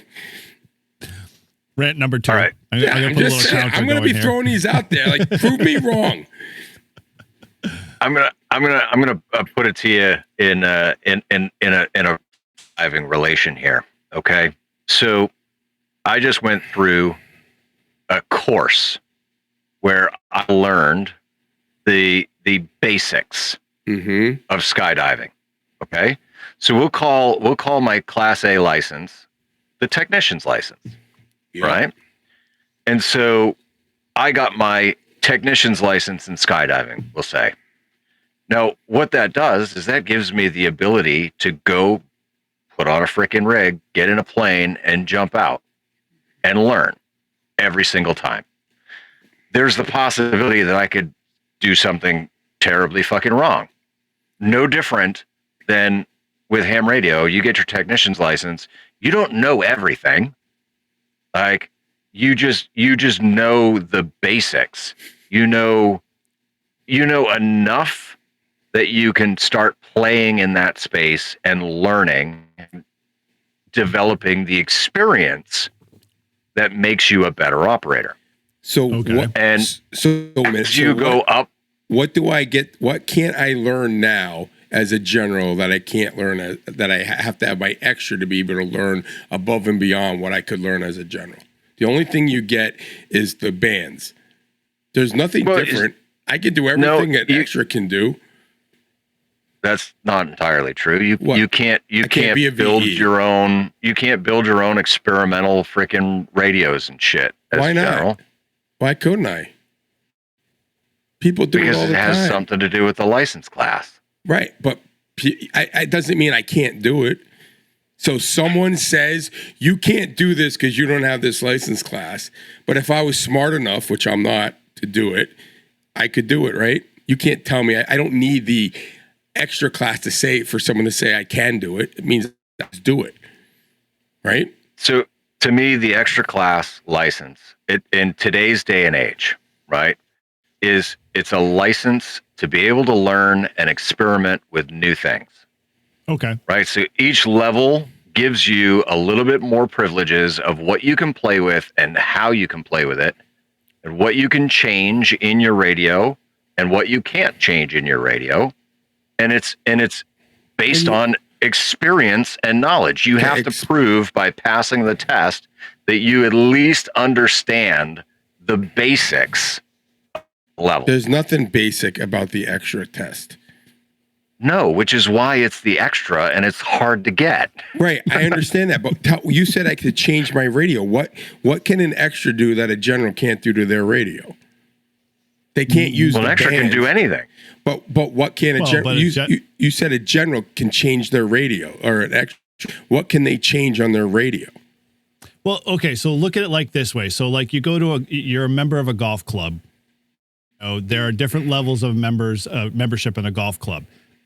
Everybody gets to play 18 holes in a golf club at the basic level of membership. But if you want to join, a group or a club or something internal to that organization, you get more privileges for paying for it. Let's go back to rant 1. Okay. I can't go backwards. Well, I'm just going to tell you. Here's back to rant 1. We've got dipshits out there that are extras that are fucking stupid and can't do ham radio. Well, I'm just telling you. We have also shitty golfers, but they still pay for it. They pass the test. They can prove that they can pass test, but they fucking suck as an operator. Annoying, shitty, shouldn't be on the air without a special test. Now, I don't disagree with any of this. Right. So this is your opportunity right now. What would you do to change this process if you had something? Paul was talking about his process, so I want to hear what Paul says before we get into it. Go ahead, Paul. I'm sorry. We're all on the same page here, guy. We all want to change the messed up system. So, Paul, go ahead. Well, all right. So let's clarify Todd's question, because he's got a valid question, right? Like, what extra privileges do you gain? All right. So as a general, you get access to most HF bands with some significant portions restricted. Okay. Full privileges on 10 meters, 12, 15, 17, 20, and 40. 40 is restricted. And then you get the same privileges as an extra above 30 megahertz, right? So that's your VHF, UHF, and higher. As an extra, you get access to the entire amateur HF spectrum, including the portions that are reserved for extras. You also get, because of FCC rules Part 97, allow all licensed amateurs to experiment with radio design, equipment, modify equipment, and build their own. And so these rights to build, modify, test, and experiment with your RF gear are available at different license levels. Well, but those aren't restricted per se. Who monitors that? No, we do. Nobody monitors any of the shit that we do. It's all us. But like, if I took a radio and I wanted to, and that was my thing, which is not, but if it was, and I wanted to modify it, who's the police going to say you can't do that because you're not an extra? No, what it is, right? Okay, so Todd, you take a CB and you open it up and you expand it so that it goes from 4 watts to 100. Yeah. All right. Now you've now violated Part 97. Right. Right. But an extra can't do that either. Right. But so is anybody gonna hurt you about it? Probably not. But the rules are there for a reason, because it's a process. You get the foundation levels as a technician and you learn all of that foundation. And then you get your general and you learn more and you build upon the foundation that you've learned. And then you get your extra and you build further, and you can further expand your knowledge and what you're able to experiment with. All right? And so like I was trying to relate with skydiving, right? It's just you're learning, and you have to start at the bottom and learn the basics before you can, like I'm not going to jump out of a plane and go head down and try and free fly because I haven't learned that shit yet. I agree with you 100%. My problem is there's a lot of shit on these tests that is completely outdated and useless that people aren't using, and it doesn't help them become better ham radio operators. It's stuff that's in there that no one's going to use ever again. And if I wanted to learn about that, right? If I wanted to learn about charts, and I can go and do it myself and Google it, or go download, get a book, or read up on it, or YouTube it. So your problem is with the question pool. Yeah. And that has an easy solution. All you got to do is submit your changes to the question pool when the question pool is being changed. Well, right, but I would get rid of 90% of the questions. Let me answer that question for you a little bit. The way I understood, that whole process was that every little level you go to, the idea is when it comes to those questions that they're asking you, they may seem silly at the time, but they're in essence exposing you to something that you may run into when you're actually doing said activity in the hobby, meaning Smith charts. If you're building an antenna, one key ingredient to understanding how that antenna works is that Smith chart. Now, mind you have to be a strong engineer and have a good sense of, how to read that thing. But in essence, that chart, crazy chart, can tell you exactly how the performance of that antenna you built did. So taking the test, studying for the test with the antenna questions, right, has done absolutely nothing for me to understand it. Because number one, it's written by engineers and it's all too technical and it's not my background. Now, when those guys that come to our club and they talk about how the antennas work and they show visuals, and this is how I learn. They show visuals and they explain it and they show the experiments like with the flashlight and stuff. That then gets into my head and I'm like, oh yeah, that makes sense. Now, do I understand how it works? Absolutely. Do I understand fucking Smith chart?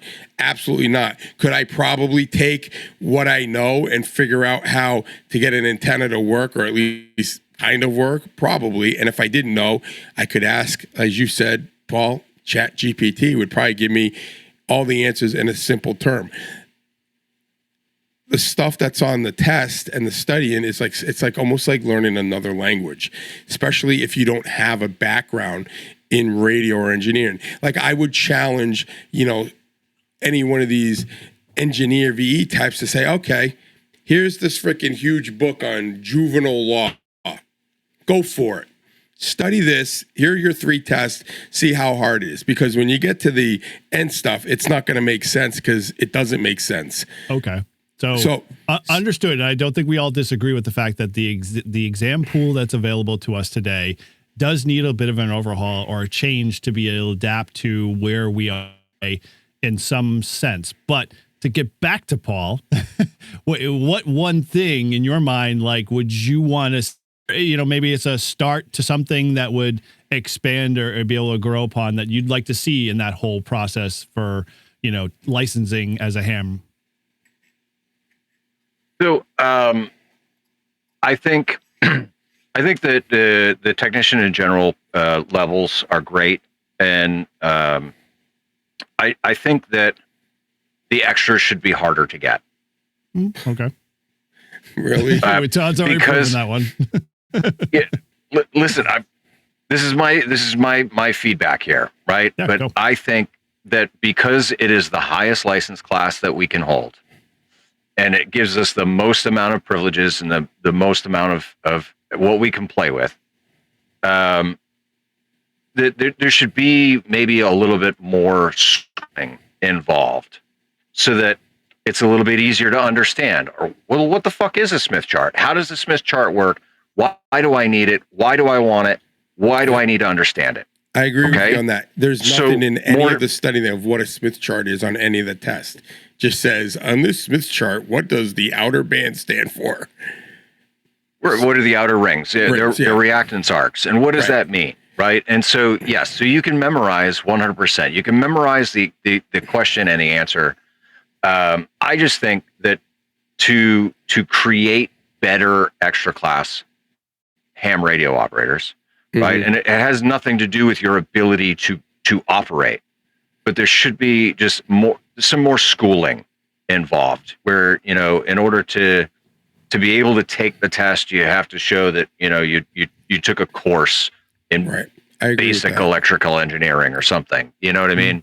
Or not that you need a degree for it, well, but just, you know, something that gives you a better understanding of what it is that you're testing for. Well, what about like with kids with like driver's ed, right? You got to take driver's ed to learn how to drive, understand the basics, and which I think is smart. Maybe having the extra exam like you have to take like a course, meaning the technician, maybe it's an hour, 2-hour course before you can take the test, and then you take it, you study. How about like the general, you make it like a half day, and then or a day, and then like the extra, you do like the long weekend where you crank it out and really getting into the details of stuff. But the other problem that I think we have is anyone can memorize questions. And I think this day and age, and I'm as guilty as it is, I'm just memorizing questions and answers. And that's okay. And the I test, did that same thing. Oh, right. And to me, that's not the idea of, I don't think like the people came up with ham radio and said, we're going to have testing. That was in their mind. Like, hey, we'll make it so people just answer questions, can memorize questions, and then they can learn. Because there's really no purpose in that. Anyone could memorize questions. They put the time into it. You read that test over and over again, those questions over and over, you're eventually going to get it, right? Well, but keep in mind with this, like over the at least the past 10 years, probably more, and I don't know exactly the time frame when the question pool started to becoming available on the internet. It was probably sometime in the late 80s, early 90s when, you know, that stuff started getting out there. I remember very much the only time when I had to study for my technician was a book I purchased, and that book had some questions in them, but it wasn't the complete question pool. And so they weren't giving out that full test. So you would go in like you would normally take a test like you were in high school, and you hopefully maybe get some of those questions you studied, and some of them could be like totally off base. Right. And why does the testing pool give them out to these? Because what they found is that when they were being gatekeepers stuff, the hobby was starting to basically diminish because people were not like, I'm not going to take this test because I shouldn't have to be an EE major to be able to take this, to be able to have fun in the hobby, when all I want to do is like communicate and, you know, do things and play along with electronics, which was majority of those people. But, you know, what ended up happening, I had friends growing up, like kids, teenagers, like that they just had no interest because it was like, oh, dude, like I'm not going to spend hours studying for an exam I have seen before in my life and then suffer, you know, the humiliation that, oh, you didn't pass, you know, because that was a tough thing. I remember the first time I took my test, I was like up late night, like in my bed going, fuck, if I don't pass this, like I'm going to be an embarrassment because like I've been a whole entire 4 weeks doing this exam. I'm afraid to take a test. If I take it, I'm going to fail and you guys are going to rag me for the rest of my life. No. But, well, with an attitude like that. I know, right? Well, exactly. I mean, let's go back to, I guess this is, I mean, number one, I've never been diagnosed, but I'm pretty sure with my experience now working with the education world and what I do for work, I think I have some kind of learning disability. Not that I just don't learn the right, tests have never been good for me. For some reason, I can never pass tests ever. But if you ask me questions, I'm like great at it. Like I barely got through college, but I got like a 3.8 in graduate school. Like how the hell do you do that? Like my father, he made fun of me. He's like, I go, Dad, guess what? I got into grad school. He goes, where? BU. And he just laughed at me. He goes, yeah, we'll see if that happens. He goes, don't you have to get like a 3.0? Like you were barely pulling like 2 2s. At the state college. Right. And then I went to Plymouth, which was like, you know, even for me, Plymouth was pretty freaking easy. But when I got to grad school, number one, I was really interested in it. And it wasn't as much test, but it was more of showing that you can do the level of work with that degree. Right? Okay. Our test in ham radio does nothing to show what people can do. And I wish they did that. Only for me, as with my experiences, like getting on the repeater, like you take this test, you get your license, and you're scared shitless because you've never been on the fucking radio. I was scared. I was like so nervous, taking deep breaths to get on, to call out on a repeater, right? And then I call CQ because that's what the stupid test said to do, and I made fun of, which doesn't help. Which I got tough skin. I don't care. I get it. But that's a huge flaw in the technicians thing. And and at the time, I didn't know you guys. I knew no one in ham radio. No one. It was just me and that stupid test. And that piece of paper that said I can now get on the radio. Come general, I mean, you were with me, Eric. I was a nightmare. Did no idea what to say. I was getting things mixed up, right? Nothing in the general test prepares you to get on the air and work stations and understand the protocol. There's nothing. I don't disagree. There's nothing in any of these exams that will ever give you the hands-on experience or test your knowledge for that piece of it. Which goes back to rant 1 with the fucking idiots that have their extras that are complete idiots on the air. And that is just, to me, it's not right.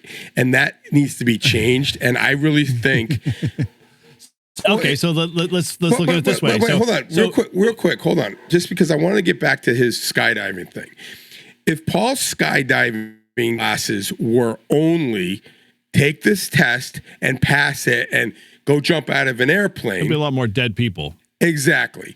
So, but I see like his testing stuff is important. Like for him to go through each of those tests and get successfully completion of each of those steps is important for his safety and the people around him and everything else.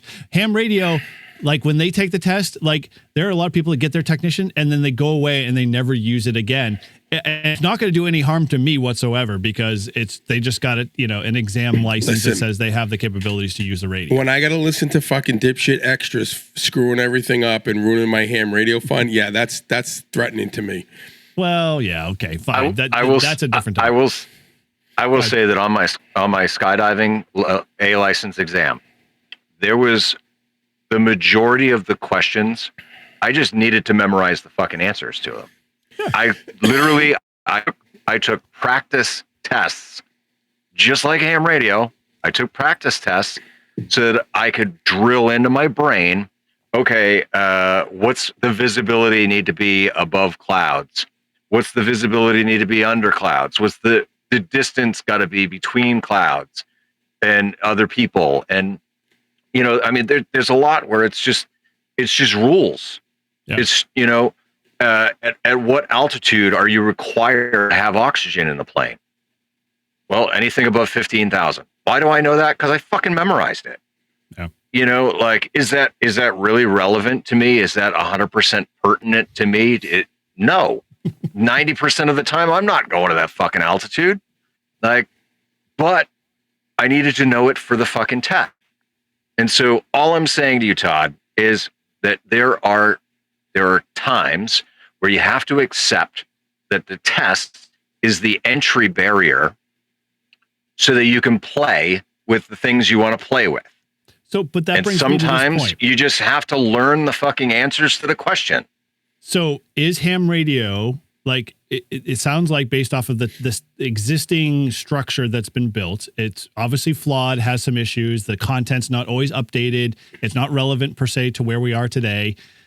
But like, do we feel like the bar should be lowered to the point like where like GMRS and FRS folks, like all you have to do is go get $30 the FCC and you're a licensed GMRS user? No. Like, do you want people like that in the hobby? And that's where I believe we have to have something to separate freaking the dipshits like the CBers or GMR who are just going to swear and destroy the hobby. But on the other hand, I really think it should be, the testing should be more, there should be a hands-on portion of it. You should have to show competence that you can get on the radio and do a net, or get on the radio and have a conversation and call out your call sign, when you need to call it. Because, dude, I've listened on HF like if I'm doing something, I'll put on like HF station. I'll listen to dudes talk for an hour. Not one time the call sign comes out. Not once. And again, maybe they just forget it or they get in the zone or they just don't care. But to me, if I want to jump in the conversation and want to know if I want to know what, I mean, it's nice to know a call sign. So you could say, hey, N1JR, this is W1STJ.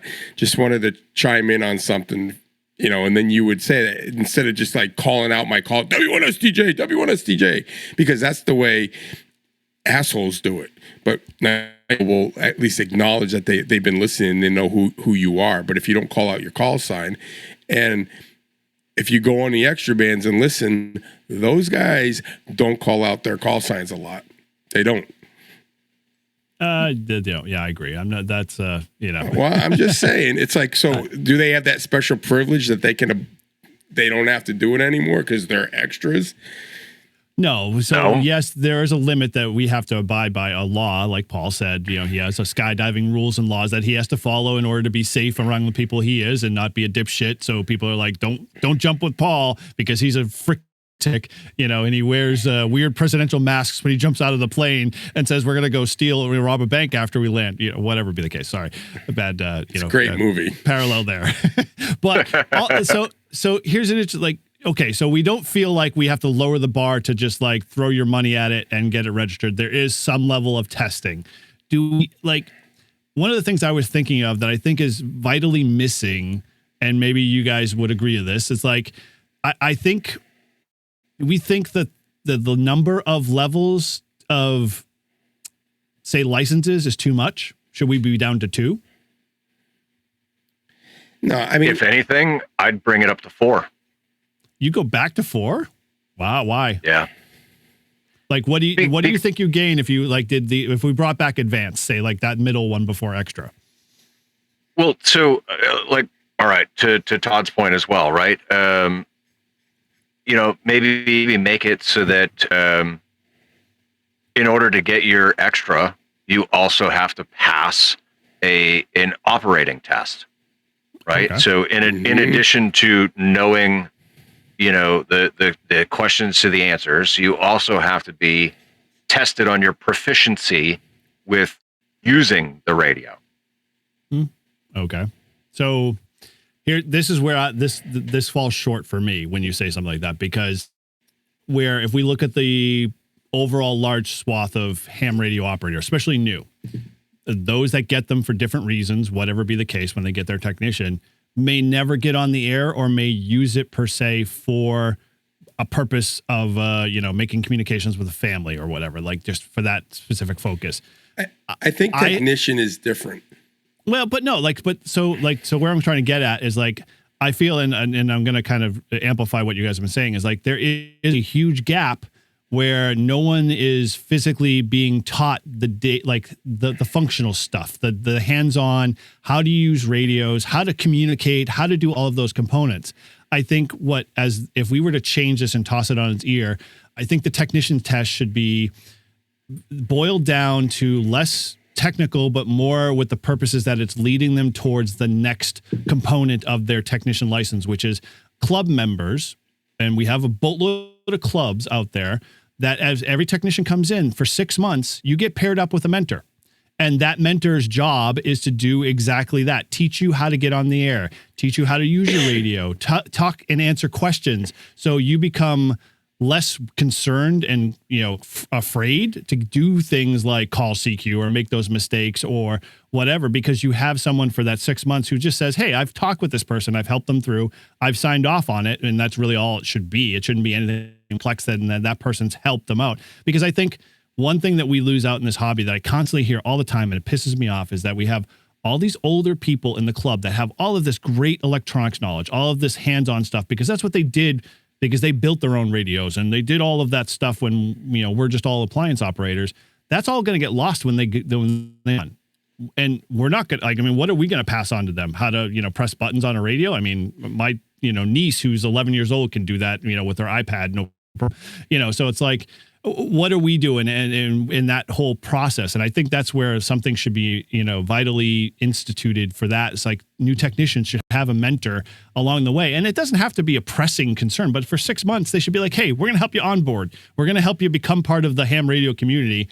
And it would be the job of the mentor to be able to make sure that, they've done their due diligence to get you prepared to play radio. Because, if you're not like me, a type A who's just willing to stick his foot in his stupid things when I'm not supposed to say stupid things, and be able to, try and feel things out that, most people just shy away. I mean, Paul, you talked to Christine, remember, like she was like, I don't want to get on the radio. And you were like, just follow this script. And it's like, because we had mentored her and helped her to get on HF, she, went out and freaking 7,300. I don't know if they're using the radio now these days, but that's the ultimate end goal, I think. Well, why not? I mean, why not? Why block the bands or block some bands or not let people like my thought is if you're studying for the technician class, right? Sure.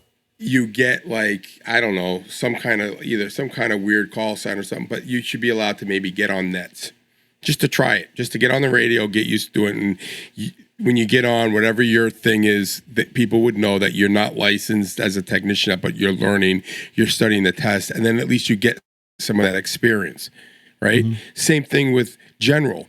When you're a technician, if you're getting a technician band in freaking May, June, July, and you can only go on 10 meters, right? You're not going to hear anyone.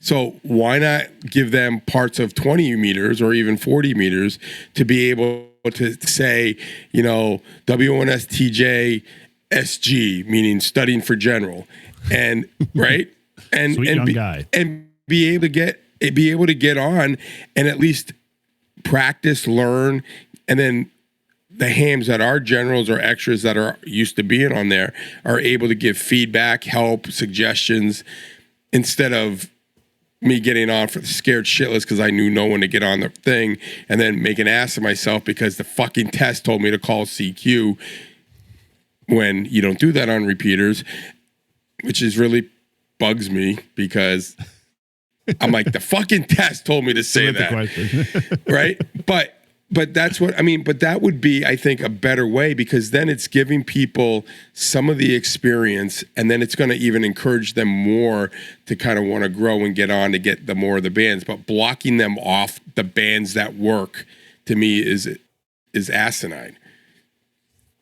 Well, all right. So what you're suggesting would be massively fucking like a huge overbearing thing to undertake for whoever is going to organize that fucking program. But getting back to kind of what Eric was saying, right? And this is where I don't know who dropped the ball in this particular aspect, but we didn't get Elmers. At least I didn't. Right? Didn't.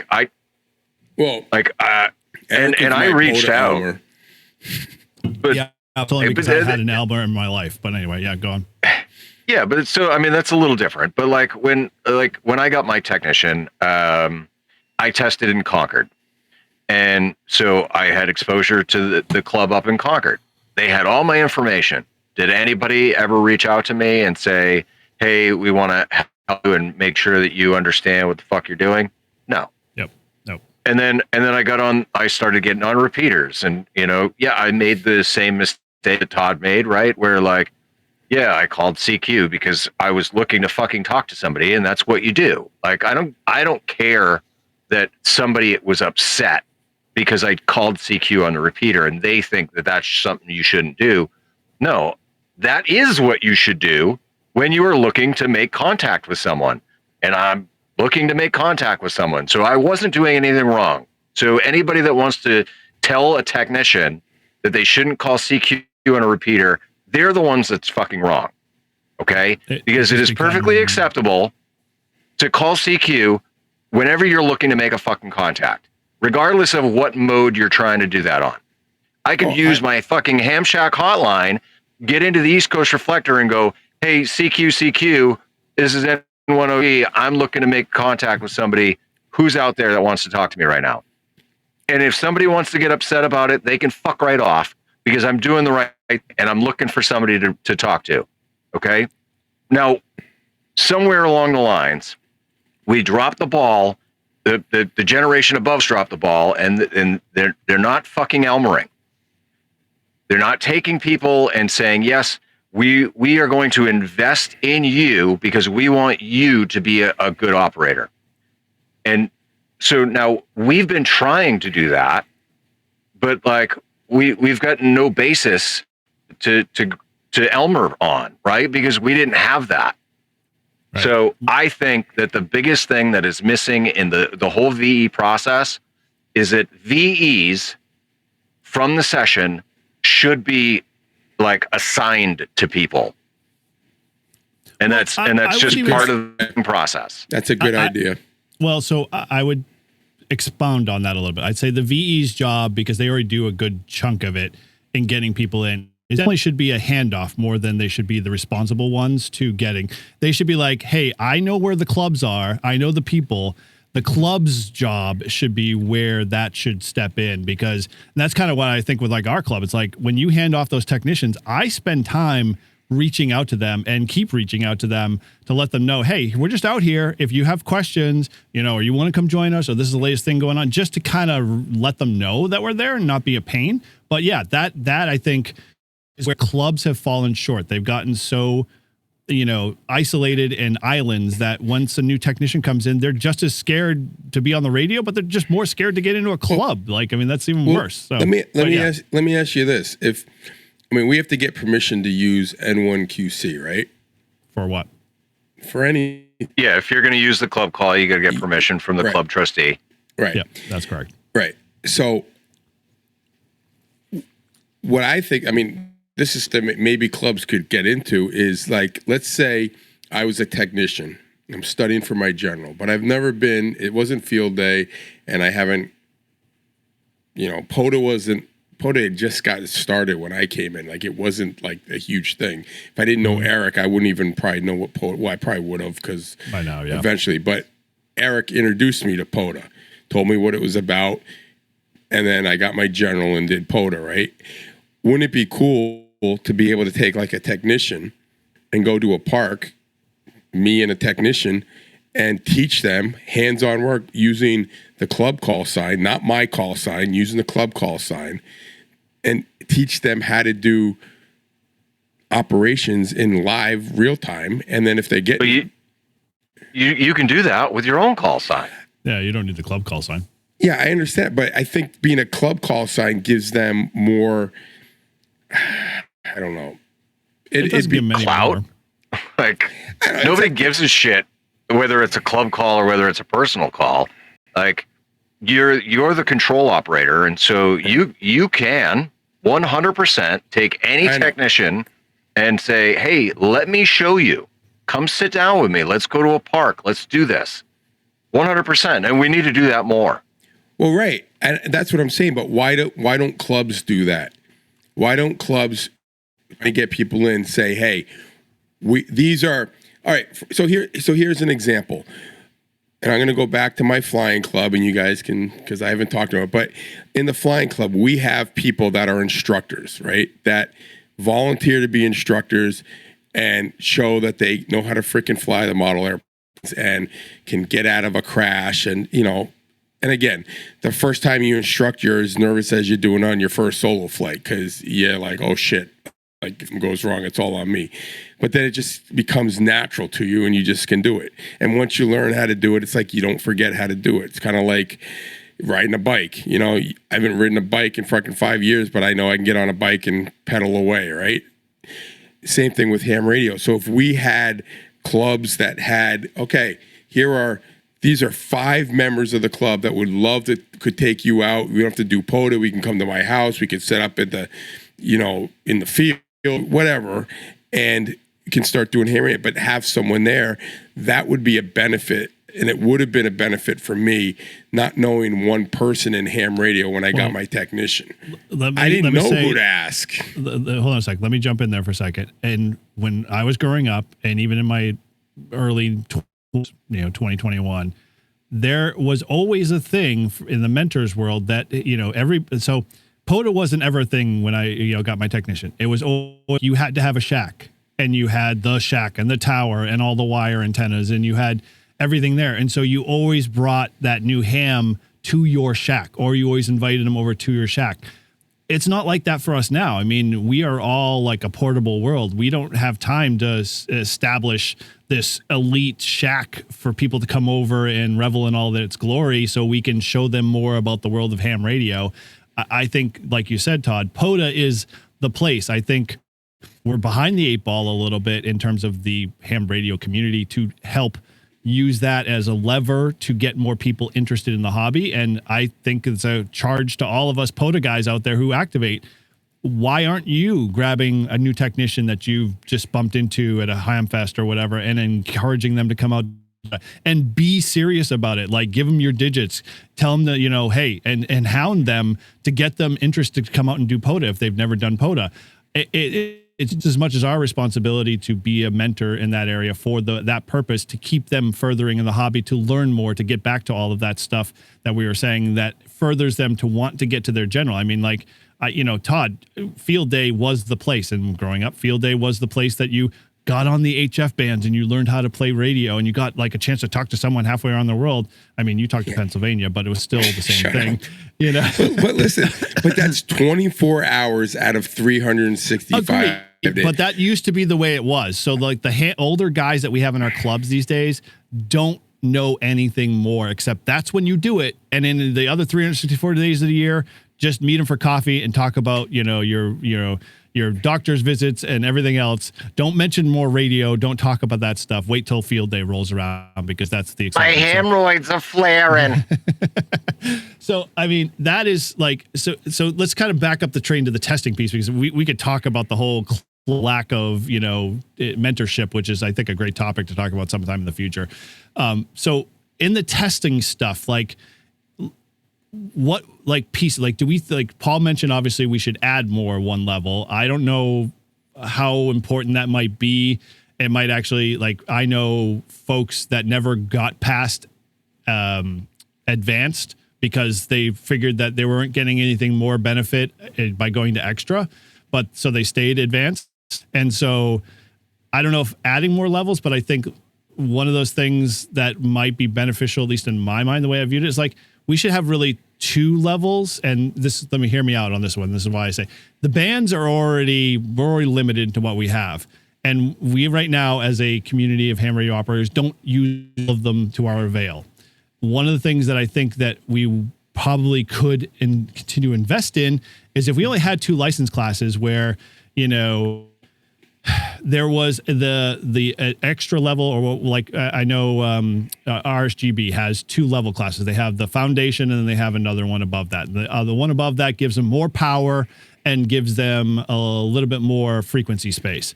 But after they get to that second level, that's it. They're done. And then that becomes, basically the place where everybody just says, hey, I'm just going to test for the 2 tests and I'm going to get my next level up and I'll get more power. I think the technician band is sourly, short-sighted in just giving them 10 meters and say, hey, guess what? 7 months out of the year, 10 meters is going to be shit for you. So sorry, you're not going to be able to get a chance to experience HF. Move them up into the general band and give them a small portion of 20 meters or something. Didn't I say that already? I agree. And so that's what I'm saying is just reiterating that piece is give them more of those spaces that they can play in those without having to have to jump to the next hoop. Because what ends up happening is you have all of these ham radio YouTubers go, just get your general, study as much as you possibly can to get your general so you can start that play in the space that I'm already in kind of thing. And so, why not we just get past that, give them a foundational question pool that helps them understand stuff, concepts, but then get into some practicality stuff and focus more, involving clubs and all the other people, as a community of ham radio operators helping other ham radio operators become better ham. That sounds like a slogan or something like that. I don't know. It's weird.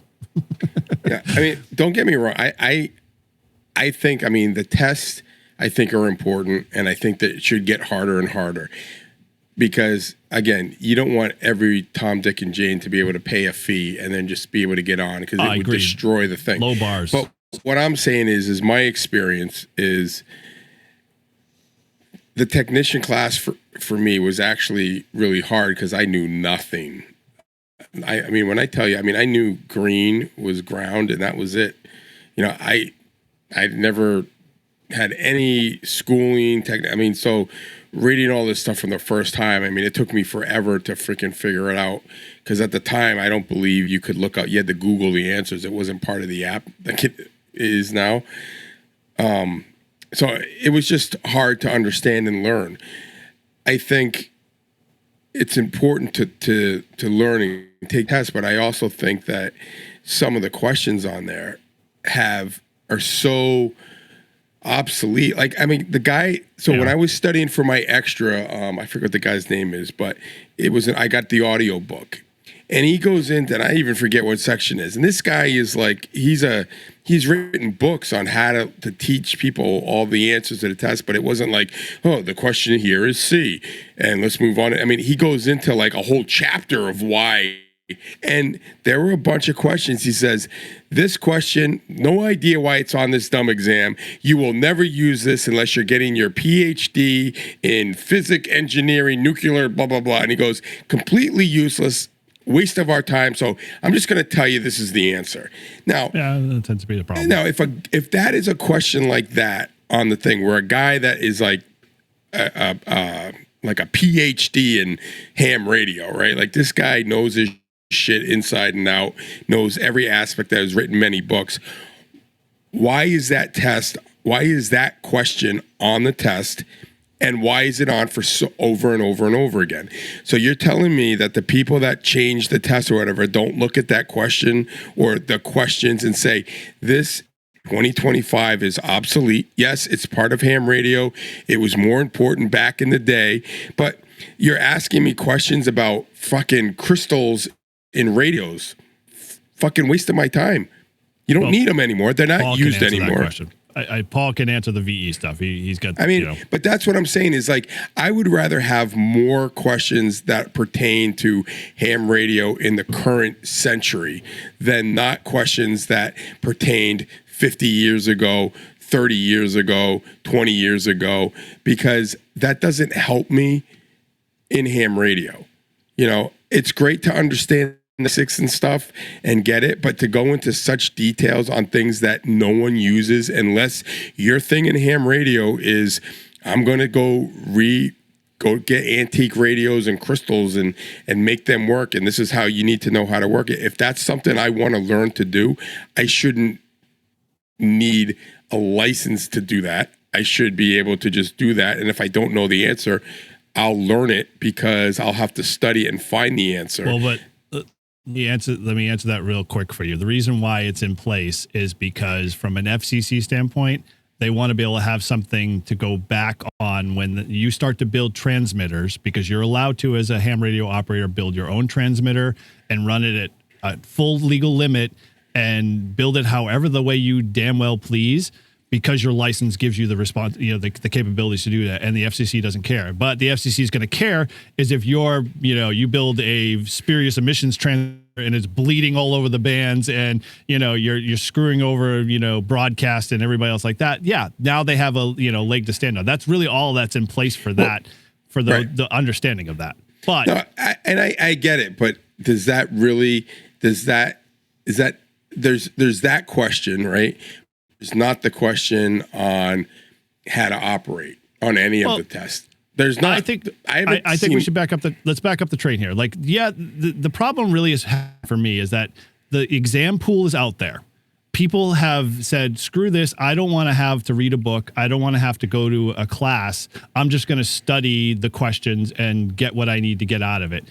Paul, skydiving, that's the process that should really be the way ham radio is. There should be, like, you want to become a technician, here is just as many VE testing sessions we have on, ham exam tools, there should be as many testing weekends of people doing, hey, learn how to get your technician class, and do exactly the same thing Paul did for his skydiving capabilities, to go through each of the portions to understand the stuff, the material, and have the hands-on experience as well in conjunction with it. That should be the same way technicians was. Because when I took my technician test, I had a class that went literally 3 months, and explained everything in the book, and we had hands-on stuff. And I had to get in my parents had to drive me down to the local church to, be there for 2 hours while they explained how to be a technician and give me all the hands-on stuff. So that's not there. Don't you think that was better than just having people memorize questions? I mean, look at Russ puts in the chat, and I love this. Todd just doesn't want to know what a double gate and transmit. You're absolutely fucking right. I don't give a shit about that. I will never use that in my ham radio career ever.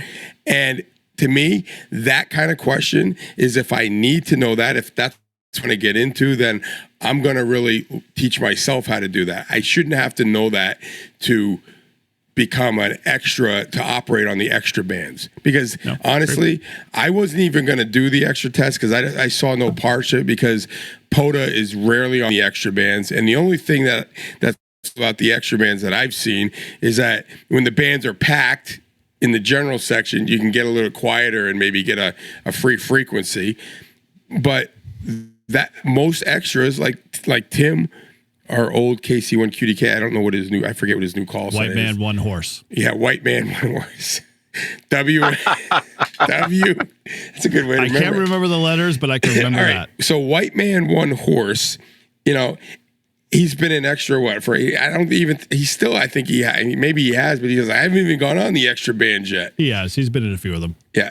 So, but when he first started, when he had it for a week or two, he's like, I haven't even gone in there yet, which is great. I mean, okay, that's your choice, but why do I need to know what a double gate and transform? Why knowing that answer should be part of me? It's a secret code when you want to get on the conversations on the extra portion on 80 meters. And none of this crap on the test is ever talked about on any of the stations on HF that I've ever heard of. Okay, it is not today. I coming from where I was 20 years ago, it has definitely changed. The conversation's not about like, hey, I built my transmitter, but I have club folks that I talk to on other repeaters that are they're diehard electronics folks, and once you get them talking on a repeater, they'll go on for hours about how they built this circuit, and I'm like, I don't understand what the hell they're talking about. But Eric, I get it. how many?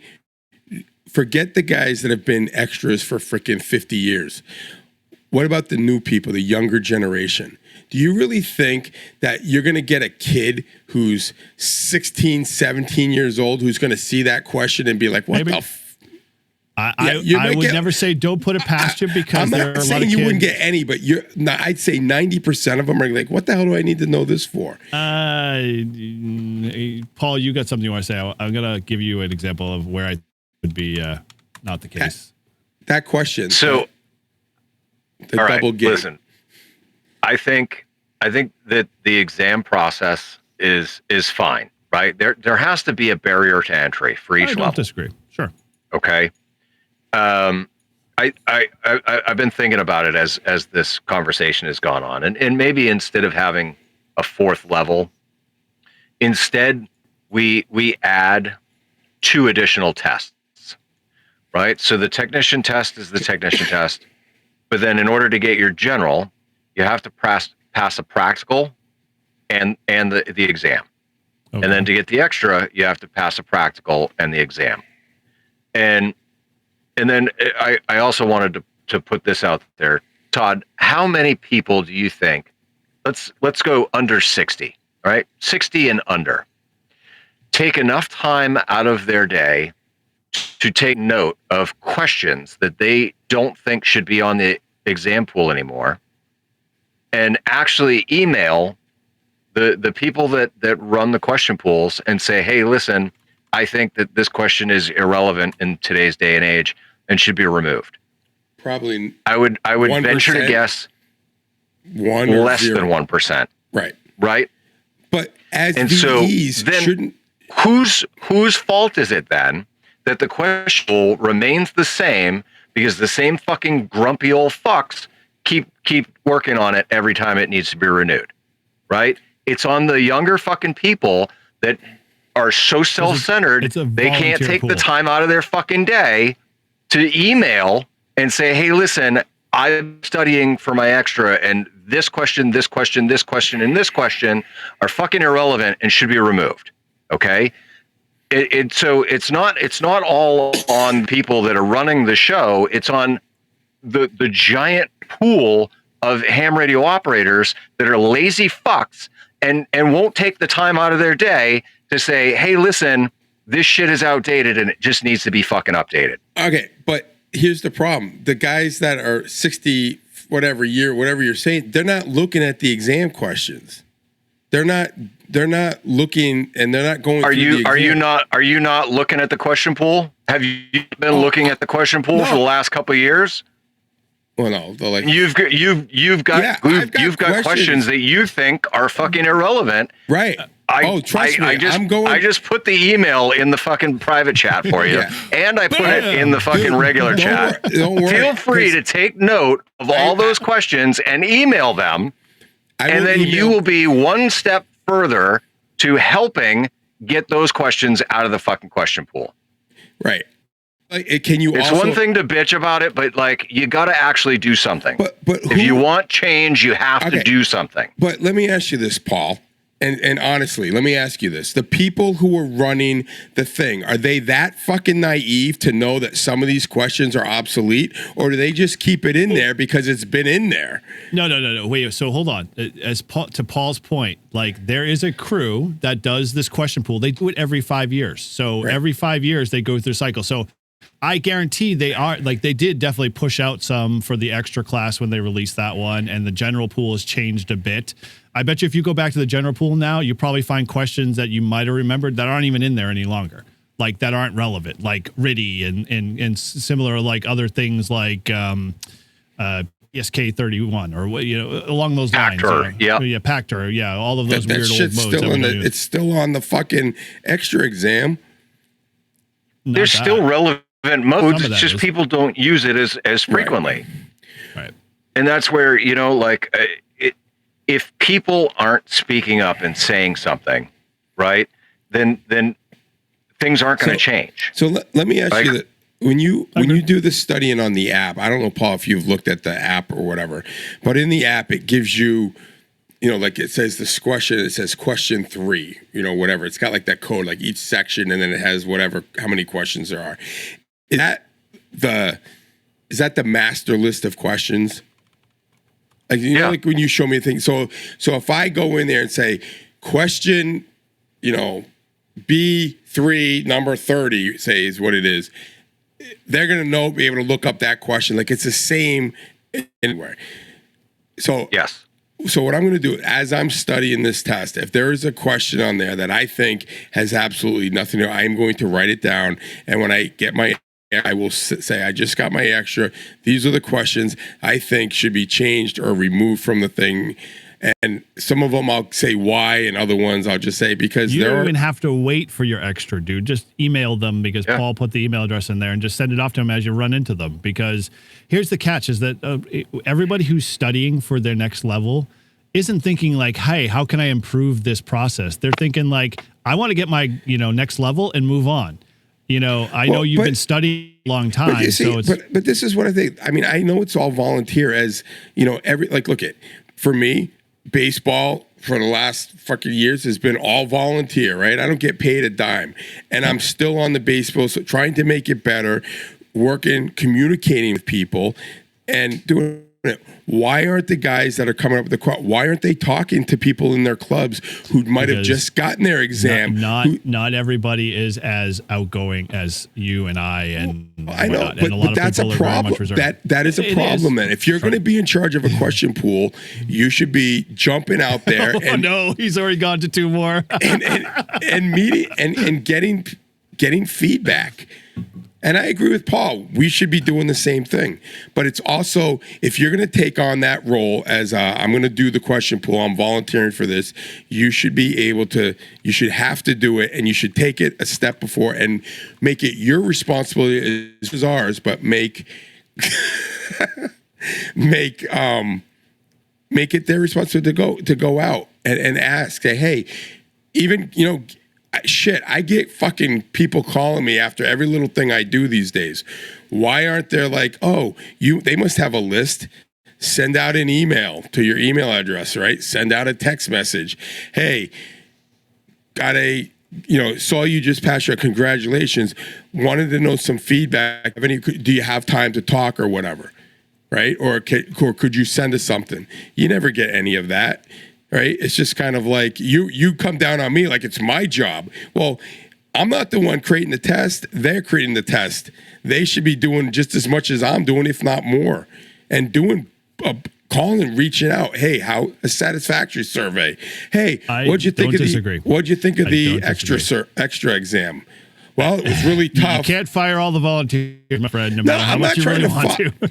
But look at last week you were ready to fire the whole entire VE staff. Well, dude, you give out the wrong fucking test. You're a fucking idiot. You should be fired. I'm sorry. That's just you dumb. Come up with the fucking stupid old questions from 20 years ago. You should be fired too. No, but why aren't they?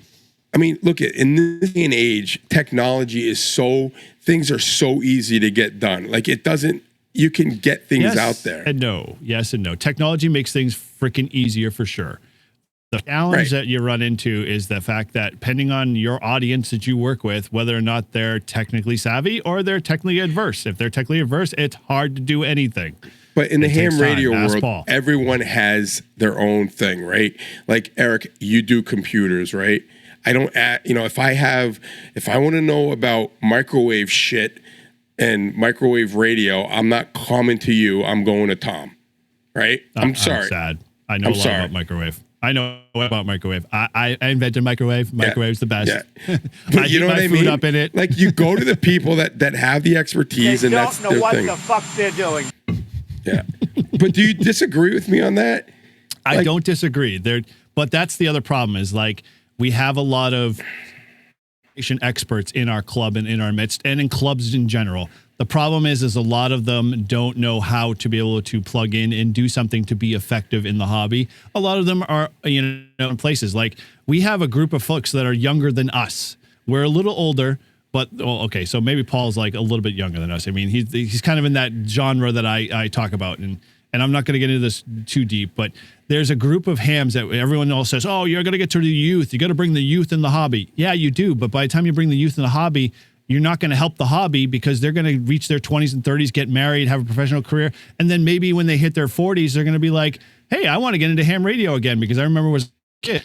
That's the problem is like we're not using the 35-year-olds, those people that are in our club and in our midst that have time and resources and money to get them more involved and engaged because they're the ones that are going to solve the problems and the issues because they'll hear like, oh, Todd's bitching about the test. I can go help them, make it a better test and, or develop an app that says, let's do everything online instead of paper-based and, all of that kind of stuff. So yeah, it takes time. It just, it's a slow moving process. We could definitely get into a whole conversation, and I want to talk about the club stuff and all of that mentoring stuff because it's a very much a topic that's near and dear to my heart, and I'm sure you guys are passionate about it too. But like any other things in the VE world that you'd want to change, I mean, obviously the testing pool is a concern. Anything more that, that comes to mind that you think could either simplify it, either make the bar, level or just, like, I don't know, anything else come to mind? I really think that there should be either a section or on operating, at least for the technician and the general. I think by the time you're going for your extra, you're probably operating, and it's not as important. But I think for the general test, because there's nothing in there except calling CQ. And there's nothing that talks about pileups. There's nothing. And, I got into ham radio by accident because I needed to do it for the FPV. Well, I chose to follow the law and do it. And it was COVID, and I had nothing better to do because I was stuck in my house. And I got to take a whole test because the FCC, and this is more against the government, says to use these bands through your video feed, you have to have your technician license. There's one question on the technician band that talks about that, just one. And it was like, when do you not have to verbally communicate on Well, no, so you can't say that because there could be 3 variations of that same question. Like the pool is huge. It's like 600 plus questions. I'm sure you're probably like, dude, when I took the technician thing, I through every question. And I'm telling you, when I took it, there was only one question that referred to the drone or the FPV operation of the video feed. Didn't we have, it was why one. am I forgetting him? Who did we have on signal stuff? Rob, is it Rob? Who was it? What's his name? Oh my gosh, I'm blanking.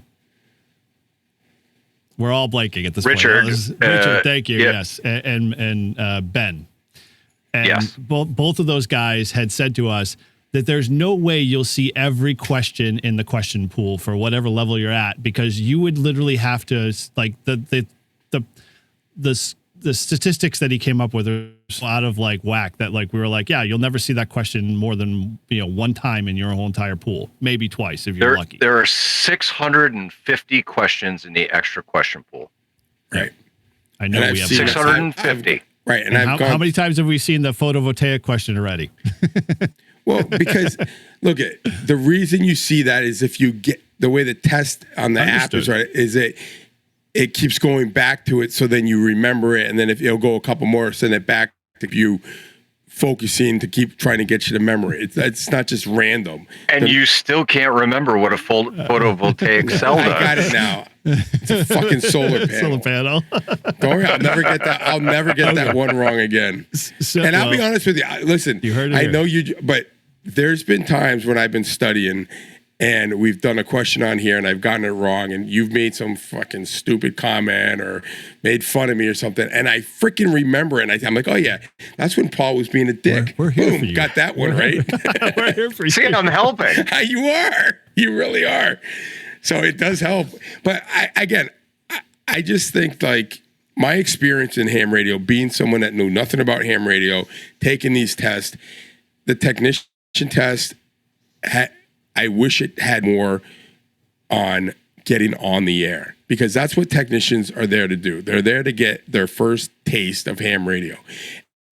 I think the test is important, but right, I think the pieces that we talked about where clubs are doing a shit-ass job of not doing everything that we just discussed is where the gap is to solving that problem. Yeah. But there should be more operating questions. Honestly. There should be more. There should be literally a class that says, "Hey, after you've gotten your technician license, come to this for a day." And you take them out and do a POTA, or you take them to set up a radio in a park, and you go out and show them how to play with the HF radio, and you show them how to play with their VHF. You help them program stuff. You do all of those things that you should be doing as a ham radio club to help that ham become a ham and do more shit in general. Now I'm going to have to put a rant button on mine. Yeah, go ahead. You get one. I'm working on it. I hear my own banner. So the one thing that I think would be beneficial and helpful and might be an incentive is that stupid fee that they pay to all the clubs to test for $15. 100% of that should go to the club directly for all the work. There's nothing I think the VE session does any more than if we were using all the electronic sessions that we have. Who collects that money? The club collects it. We get half. Who do you give it to? Who do you give it to?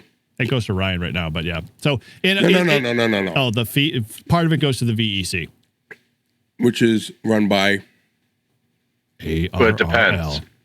Like, so yeah, we're an ARRL VEC club, and so we do our testing through the ARRL. But you've also got W5YI, you've got GLARG, you've got KVAC.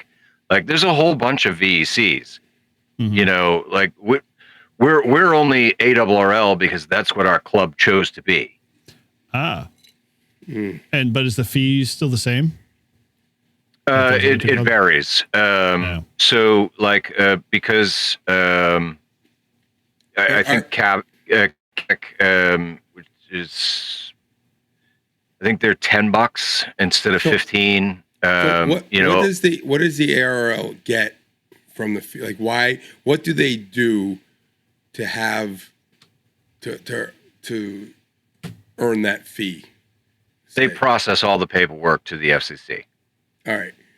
So what you went before and what we've talked about in club stuff is like everything is like easy to do online, right? Like guys have made So why do we need the ARL or any organization? Why can't we just VEs just process it to the FCC like anyone else, or have the computer do it? Well, so yes, all right. In theory, right? If we could simplify the process to where each VE team did it online, right? Like everybody's moving to digital now, right? Yep. So you move away from paper, you do it online, and you submit your paperwork directly to the FCC. That would cut out the middleman of the VEC, right? Regardless of which VEC it is. But then you've got, a bazillion VE teams that would be submitting all their paperwork. And if there's issues, like the FCC's got to then deal with the individual VE teams, right? That's where taxes go, make them pay for it. Another story, but I mean, hear me out, right? Like there is justification for the VEC to exist as like that is the hub, the contact point between the FCC, so that if there is a problem, right, like then the VEC can contact the VE team, and then they can sort it out. Right, because the FCC, like, I mean, they're not going to be bothered dealing with that. No, and I don't disagree. And if the electronic process was 100%, transparent, and just as like we move money back and forth in banks and all that stuff, and nobody does who could be? How do you become the VEC? You got to be big enough to apply to the FCC to be one. Well, what does big enough mean? I don't know. I mean, like some of them aren't huge, like, I mean... could we do it? Could Live Free and Ham do it? Yeah. I mean, you'd have to look into it, but I don't think you'd want that fucking headache. No, I don't. But I'm just saying is like, again, to me, it's just having a middleman in there. And there's a way to, like you run our club's VEs, right? Like you're the head guy, correct? I'm the liaison. So I'm the so person. If Maria at the ARRL, right? She's the VEC contact. If she has an issue with any of our paperwork, she's going to reach out to me directly, and then it's on me to make sure that I square it away. So you being the VE head guy, why couldn't you just be her and send it to the FCC? Why need it? That's what he was saying of VEC. Right, but that's what I'm saying. He's doing everything, and then it goes to someone else to check it, and if she doesn't like it, she sends it back to you. Well, what happens if someone has an issue with her thing? For the likelihood, it's not going to be anything except like a grammatical spelling error, or something's not properly, or some addresses don't match up, or something weird. Right, but wouldn't that all be done on the computer program? Most of it, yeah. I mean, shit, you type in your password, you forget to capitalize that. Passwords don't match, I mean, it's pretty, and everything's pretty much automated anyway these days. So what I'm saying is you might be able to get rid of that, and you could just have the exam test, the VEs be the VEC, meaning our VE group is our VEC, and send it. And then you would still, yeah, right. And so it's nice in theory to think that way, okay? But I'm telling you, like, if the FCC had to deal with a 1,000, right? We'll go on the low end, and they had to deal with 1,000 different VE teams, okay? Out of all of the thousands of testing sessions that those 1,000 VE teams do, right? Inevitably have probably at least 10% where the person, instead of actually verifying that their fucking information is correct when we ask them to verify, they left out a letter in their fucking email. Okay, now I'm bringing this particular situation up because I've dealt with it. Yeah. Right. At the VE session, when the person checks in, I have them verify that their FRN is correct, that their name is the correct spelling and it's the correct format, that their address is correct, and that their email is correct. Mm-hmm. Okay. They verify it at the start of the session. Then when the session is concluded, they verify it again before they digitally sign their paperwork. Okay? Now, when I submit it, that's it. It's fucking gone. Okay? But I've had numerous situations where the test taker did something dumb and they left a letter out or they transposed a letter in their email. And so then they didn't get the email from the FCC saying, yes, congratulations, you passed. Please pay your $35. And then they're wondering, why didn't they get the email? And so then I'm looking into it and I'm going, well, is this your email? Oh, no, my email's wrong. Can you please fix it? Well, no, at this point, I can't fix it because now it's up to the FCC and it's in the FCC fucking database wrong because you didn't check it the 2 times that I fucking asked you to check it. All right. Now you multiply that over 1,000 teams. Yeah. Like, look at the fucking aggravation then on the VE team side and then on the FCC side. Like, having that middleman is important and it's helpful because then when I have an issue where I've submitted something and I go, hey, Maria, listen, this guy was a fucking dumbass. And even though I asked him to check his email twice, he must have been still fucked it up. No, he was a general. Going for his extra. So, okay, so we got off track as to where I was getting with the fees. So 2 things need to happen. One, I understand the value of that middleman person, but that middleman person should be paid to and basically the wages, salary, and services that the person provides should be taken out of the ARL budget. And there shouldn't be that fee that we take. That fee, what I was trying to get towards was, I would love to see that be tagged to the new technician. That money is a starter money that a club can use to either get a kid a radio, get them materials, buy something in the sense that they're, pouring into the ham to get them he or she started. Because how many times do you guys know that you've run into a ham and they're like, I got my technician. And they're like, well, do you have a radio? No. Those things are hard to come by. The VE team didn't do a good job because there are programs. There are. I give handouts, right? Yeah, I give handouts of that. I think it's a $20 or $25 radio. Or get yourself a fucking Quanchang or a Baofeng or fucking whatever. Handhelds are cheap enough. There's no excuse that clubs can't fucking have a bunch of handhelds on hand to dole out to new technicians. I don't agree, but no, I don't disagree. I do agree.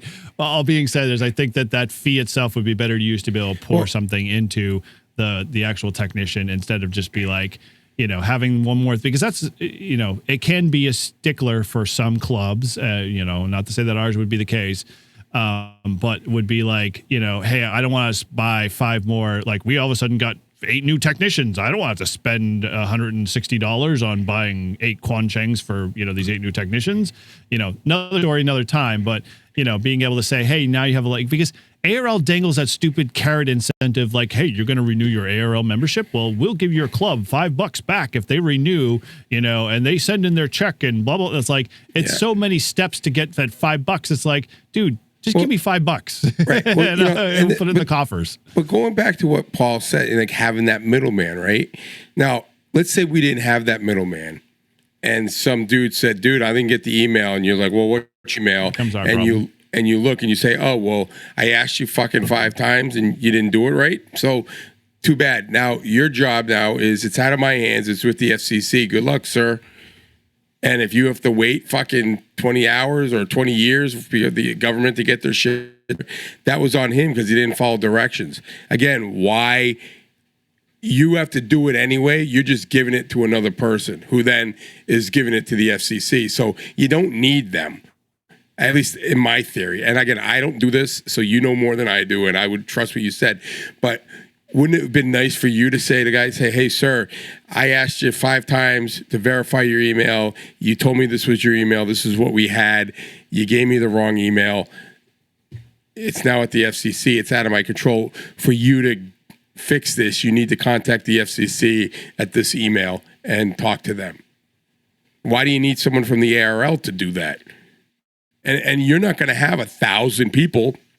You're going to have the people that you tested, right? So I don't know. That's just my thought on it. But I also think, you know, I see the other side to the story is like you're just doing the test and you don't want to be dealing with all that kind of intensive BS stuff, but technically you are. And I just think that when you start getting more and more people involved, which is, I mean, one extra person's not a bad idea. But again, like Eric said, if we didn't have to deal with the ARL political bullshit, you could take the money, you could make it and send it and just run our club and put the money towards a training thing, and then it would benefit the club. Instead, the ARL gets money, and in my opinion, they don't give a shit about their members for what they did before. So why are we giving them money? And we could take the money back into the clubs that take the time, have a VE team, offer the thing, and then give it back to them. So here's my suggestion for you then. If you are that set against the ARL, which I don't fault you for it because I'm not a fan, okay? Then you get the club to no longer be testing through the ARL and pick any of the other fucking VECs, and we'll switch and we'll test through them. I'm accredited with GLARG. I'm accredited with W5YI, accredited with KVEC, and I'm accredited with the ARL. Right, so I can run test sessions for any of those VECs. So what are those other agency or groups? Like, what are they? I don't know what they are. Well, let's. Yeah, I think it's well worth the time to have Paul's like deep knowledge on VE stuff, because I think we could go for hours and just. Well, that I mean, whole is GLARC like an ARL or is it? Yeah, it's just another organization. Yeah, it's the Greater Los Angeles Area Radio Group is what it stands for. They're a clearinghouse for VE testing, basically is what it is. Yes. Same thing with ARL. That's all they are, is a clearinghouse. But so to your point though, Todd, right, where you were saying like, yeah, I could have easily the individual that fucked up their email. Hey, you fucked up your email. That's on you. You fucking deal with it. But that's not me, right? It's not. I have, because of my position, I have the contacts to make that communication where I can get a result a lot faster than that one individual waiting in a fucking mile-long queue of people trying to get their shit fixed with the FCC because they fucked it up. So does the woman that works at the ARL, does she have a direct contact to the FCC, someone there? Or I would imagine so. It's like, so with the one individual in mind, right? I'm using him because it was a giant pain in my fucking ass. But he left a letter out of his email. Okay. One was missing out of his email, so obviously like nothing fucking worked. But so I reached out to Maria and I said, hey, from this test session, this person with this FRN, they left a letter out of their email. This is their correct email. Can you please correct it and resubmit it to the FCC? And it was done within a day. Whereas if he was dealing with the FCC all on his own, right, without having me, without having Maria, right, he would never get it. It would take forever. No, and he would have gotten frustrated and he would have said, fuck this, I don't need my fucking license anyway then. Right. Well, this is one of the things that kind of, goes less on the ARL, but on the government. You have to have an FRN number, which is connected to your fucking email. So why didn't their system pick it up and say, this email is wrong? Because they assume that whatever information that you're submitting with a license upgrade is the correct information. And so they update it because that's, you fill out the 605. Yeah. Right. And whatever information is on 5, that is the information that gets submitted. But you also, on that 605 has your FRN number, which is in the FCC's database with your information, your correct information, your email, your phone number, your address. And when incorrect for that matter, but yeah. But when you move or whatever, you're supposed to update all that crap, right? Supposed to. Right. So if the guy, like for me, my email, TR Newman, right? And I just put T Newman.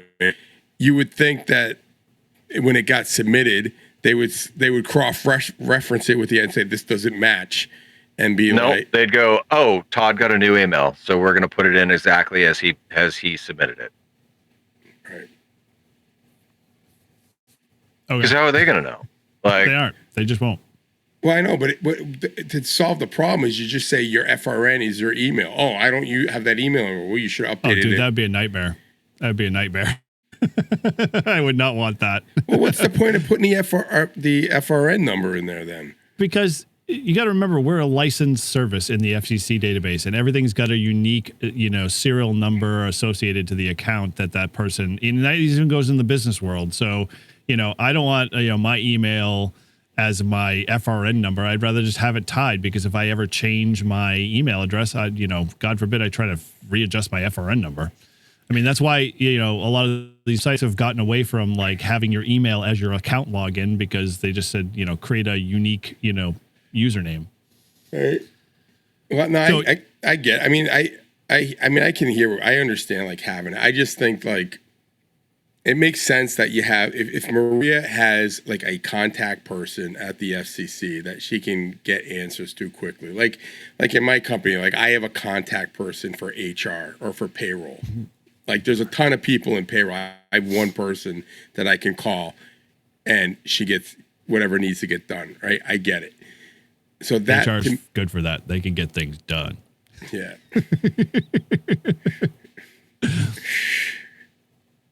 Yeah, right. That's a whole nother topic. Yeah, I know, right? We'll leave that one right there. But yeah, I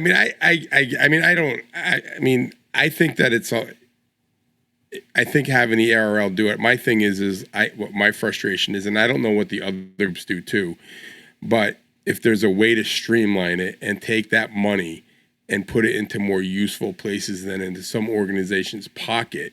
Now I get it; they need to be reimbursed for their time or whatever they're doing, but like I love your idea, giving the money for specific purposes to help, mentor new club members, or club members that aren't even hams yet, right? We've had some guys at our club that aren't. They join our club because they want to be hams and they haven't tested yet. Nope. So for the record, there's no rule that says that we can't take our portion that we keep and buy fucking 10 Kwanchangs to fucking give to new techs at the end of a session. I don't disagree with that, but I think the money that we keep, right? How much money do we keep? So we get to keep 7 out of the 15. All right. So how much money do you think our club makes a year by keeping $7? Like how many people do we test a year? So the way that things are currently, we're about a break even with our Zoom cost. Yep. That's about where we're at now. With what I want to do, which I want to do more remote testing, then we can have more frequent testing sessions. We can increase that coffer so that we can do cool things with that. The only thing that the ARRL or any of the VECs want to know that the VEs are doing with the money that they keep is that it's helping with their testing sessions, right? Mm-hmm. And so if our club decides we want to give an HT to every fucking new tech that comes in and tests with us, everyone's gonna come to us. It's like they're like, I get a free radio just to test with them.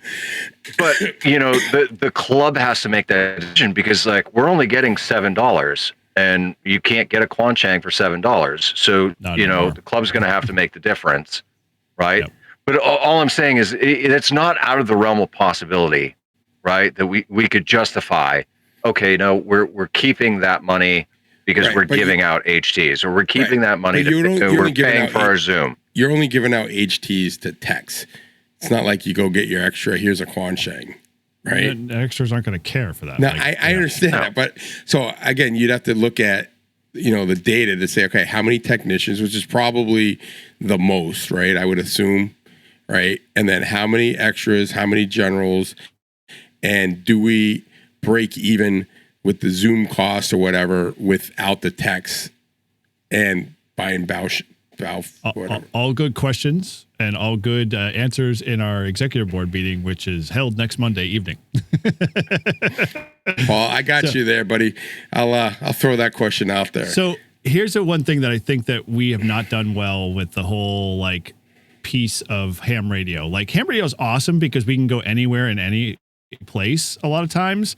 But like, there's no standards. So let me shoot back to Paul's like skydiving piece. There's the standards that Paul had to memorize or know or understand in the skydiving realm of things that everybody was taught. So nobody like has a different variation of how they heard it. They just know it's always the same.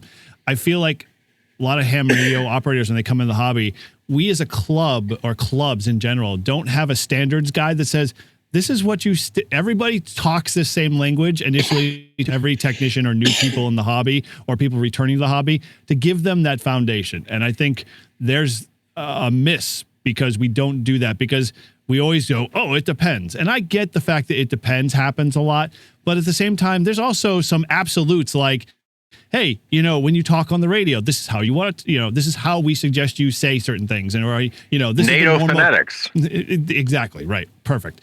And so like all of those things, just giving them the lingo, them the nomenclature and the stuff that we have learned because we've gone all to the school of hard knocks ourselves, that needs to be culminated into a standards guide. And, you know, whether it's a book or not, it's what clubs introduce and train their technicians in. So yeah, all your new technicians come in, they should all be, you know, given this, and it should all be encouraged. And then our mentors can help reinforce that, and, you know, so forth and so on. So you just build this like system that feeds better technicians, get rid of less and less stupid extras and dumb, you know, shit, you know, generals and all of that other stuff, because they're not like being jerks back because people told them, oh, you shouldn't do it that way, and, you know, basically made them feel that'll never work. And yeah, right, exactly. They made them feel less than, you know, instead of like saying, you know, hey, try this and see how it goes, you know, kind of, you know, touch and go. But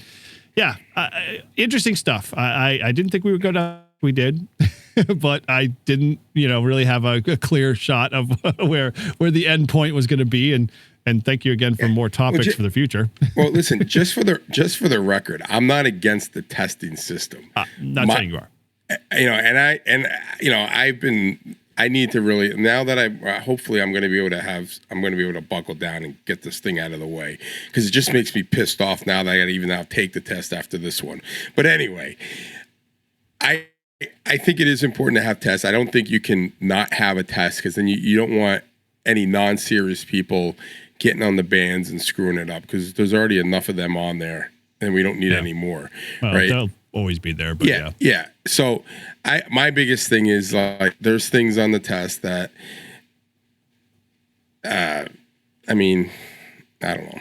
It's just, for what it's worth, I understand. We all sympathize with you because we all went through it. We all know that's like, I'll never use this, but we just bit our tongue and moved on. And see, to me, it's like life's too short to put shit on there that you're never going to use. Like, what's the point? Like, if I decide that I want to build radios and stuff, I don't need the test to pass a test to say, okay, now you're allowed to do this. If I really wanted to build my own radio, I'm going to do my own research and study it and learn it myself and have references and books and whatever I need to do it. I don't need to memorize that. And that's the problem. The thing with these tests is, it's like, if you ask anyone, just memorize it, go through, study and memorize it, because that's the way everyone that I know is doing it. You got to remember the test. The ideology of test taking in general, at least for the VE stuff, has not changed in 100 years, because that's what they decided when they decided that, hey, everybody needed to have a license to be in ham radio, because it used to be that anybody could do it whenever they wanted, and people were killing them with their transmitters because they were crossing wires and overloading them and, you know, causing some major, you know, damage. Dealing with some serious high voltage. Yeah, and they said, okay, we need to create a standard. And so that is basically what the whole test structure, at least the way I look at it, has come from, with the idea that it hasn't evolved to today's standards. Could you get rid of those questions and let me take the test and say extra with an asterisk will not build a fucking. You can be general for the rest of your life. Renew every 10 years. Will not the fucking radio to blow himself up. You can check back in with the extra question test pool every 5 years when it cycles through, because your license will renew every 10 years. So you have to do it twice, but you might find a question pool you like. You never know. So I just want to throw this out there, right? In relation to Todd's point about getting questions that you think are completely irrelevant. Now, I tried to learn the material and understand it before I said, "Fuck this! I'm just going to learn the questions and learn the answers." Yep. Okay, but there did come a point where I was like, okay. These math formulas I'm never going to need to fucking learn these, right? And then I built my first antenna, and I was trying to figure out, well, how long do I need to make my fucking radiating element? Guess what? 68. Right? You have to know, okay, I'm going to take the frequency and I'm going to divide it by 300 for metric. I'm going to divide it by 468 or 469. Yep. Yeah, but you really you really don't, because there's an app for that. Just saying. Yeah, there is, but there's an app. If I want to know, I know because Paul, you want to know how it works. Todd and do is it. a Gen Z.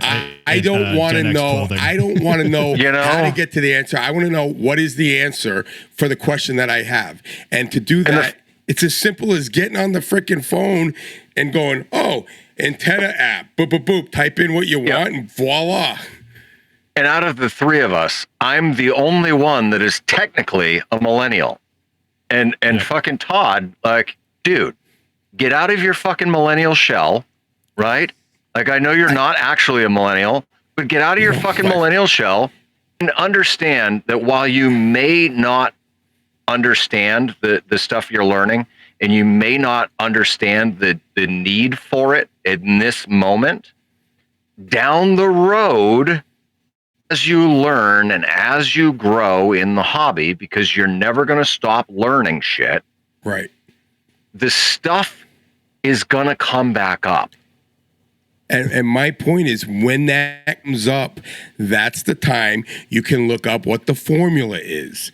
To be able to have to do those math questions. Because look at Paul, not everyone. 24-hour POTA, we're just going to talk all electronics around Todd and tell him to figure out what app he needs to pull up. Listen, what I'm telling you is, and the other problem is anything that I've read, and again, I am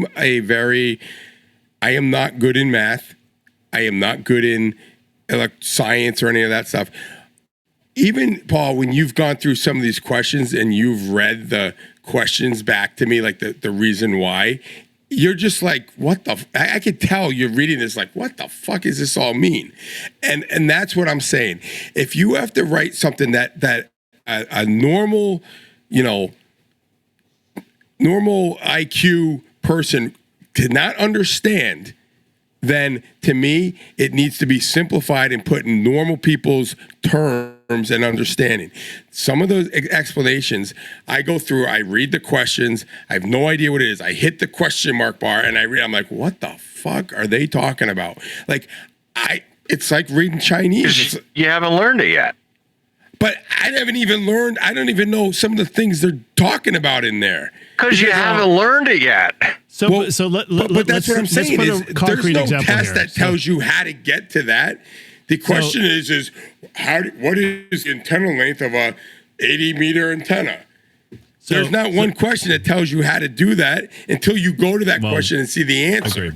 Agree. Right. So, but here's an example. Like Paul fooling around with Linux. He didn't take any testing. He didn't go to any schooling. He didn't get his license to learn Linux. He's bashed his head consistently over and over on the wall trying to understand a language that makes very little sense in terms of why tools like awk and sed and using VI versus Emacs, like those things are like Greek to him. And until he started playing with them and understanding them, that's when the eye-opening experience kind of comes into play. It's the same thing with antennas. He didn't take a test. If there was questions on Linux on the test, he'd be like, why the fuck do I need to know this? Because he's choosing to get to know that because he wants to use it for whatever he might be doing. Because I'm building a hotspot. Right. For my radio. Okay. Right. But hotspots, right, Paul? Hotspots are the new thing in ham. Everyone's learning hotspots. How many questions in the extra exam? There are questions. Really? Which one? There are questions. I saw new ones. That tell you how to work Linux? No, they ask you about hotspots. Hotspots. They ask you about hotspots and how they function and but you want to know the basics of it. Right, the basics. But you're getting because you got to start somewhere, and the barrier to entry is passing the fucking exam, so that you can then further your knowledge. Okay, but you don't need, because otherwise any Joe shit the fucking ragman would be like, well, I'm a fucking extra and I could do extra things, and have no understanding of any of the basics. Right, but you don't need a test to learn how to do a hotspot. You could do a hotspot even if you weren't a ham. I took and I passed the test so that I could continue to learn and I could continue my journey in learning the next evolution of the fucking process, right? But if you weren't, you're not going to see hotspot shit on a fucking technician exam. You're not going to see Smith chart shit on a technician exam because you have to go through the fucking process. Right. But what I'm saying is hotspots, though, Paul, a lot of people use hotspots for a lot of different things. It's not just ham radio.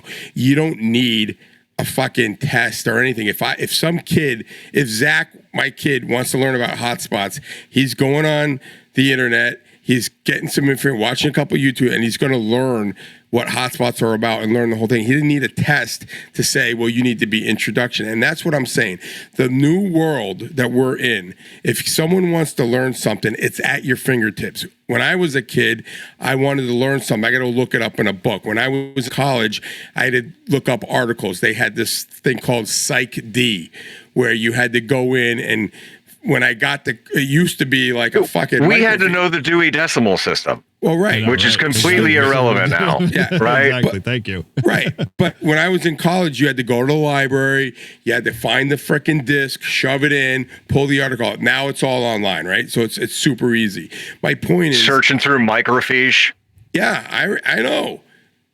Like kids these days have no idea. It's so easy now. I don't have an 80 meter frequency for this one. but what I'm saying is why does some of the stuff on the test have to be that complicated on something that is not relevant to newer hams? It goes back to what Paul was saying earlier, where the two other prior tests are built off of what's in the extra test. So like I'm looking at the sub-elements, the intention alone, they referenced in the first couple of questions stuff that I know I took on the general and the technician side in terms of general, like how do you deal with antennas? What's radiation resistance? What's gain? What's beam width? Those things were on technician and general tests. But then they get farther down the line. It's like, oh well, now how do you deal with Yagis? How do you deal with reflectors and feed point impedance? And how do you calculate what your gain is? Yeah. So, like those things are important tools, and but those aren't the questions. Those aren't the questions that I don't disagree with. There are questions, and I'm Paul. I'm gonna, as I crack down, I'm gonna be jotting them down, and I'm gonna send them to you and the thing. There are questions on there like that Paul wants them because I want to prove to him that I don't listen. I don't understand MOSFETs either. I mean, I understand what it does. Right, but what? And that's about it. But that question, that's okay. That question, I was in the right ballpark. I got the fucking stupid triangle the wrong way. To me, that is fucking useless. For any. But it's not. Why? I was in the right ballpark. Because someday you may try to repair your radio, and you may pull up the wiring schematic for it, and you would look and you would see that symbol and go, "Oh, that symbol looks familiar. I know I've seen it before. I don't quite remember what it is, but now I can look it up because I have some basic fundamental knowledge because I saw it in the fucking test." So here's the thing, real quick. That's my problem, Eric. Real quick. That's my problem with the test. Real quick. that question, I was in the ballpark, which I am on most of them because I understand the basics of it. One tiny little triangle makes the difference of right and wrong, right? There are so many questions. There's one question, I forget what it is. It's one fucking word difference.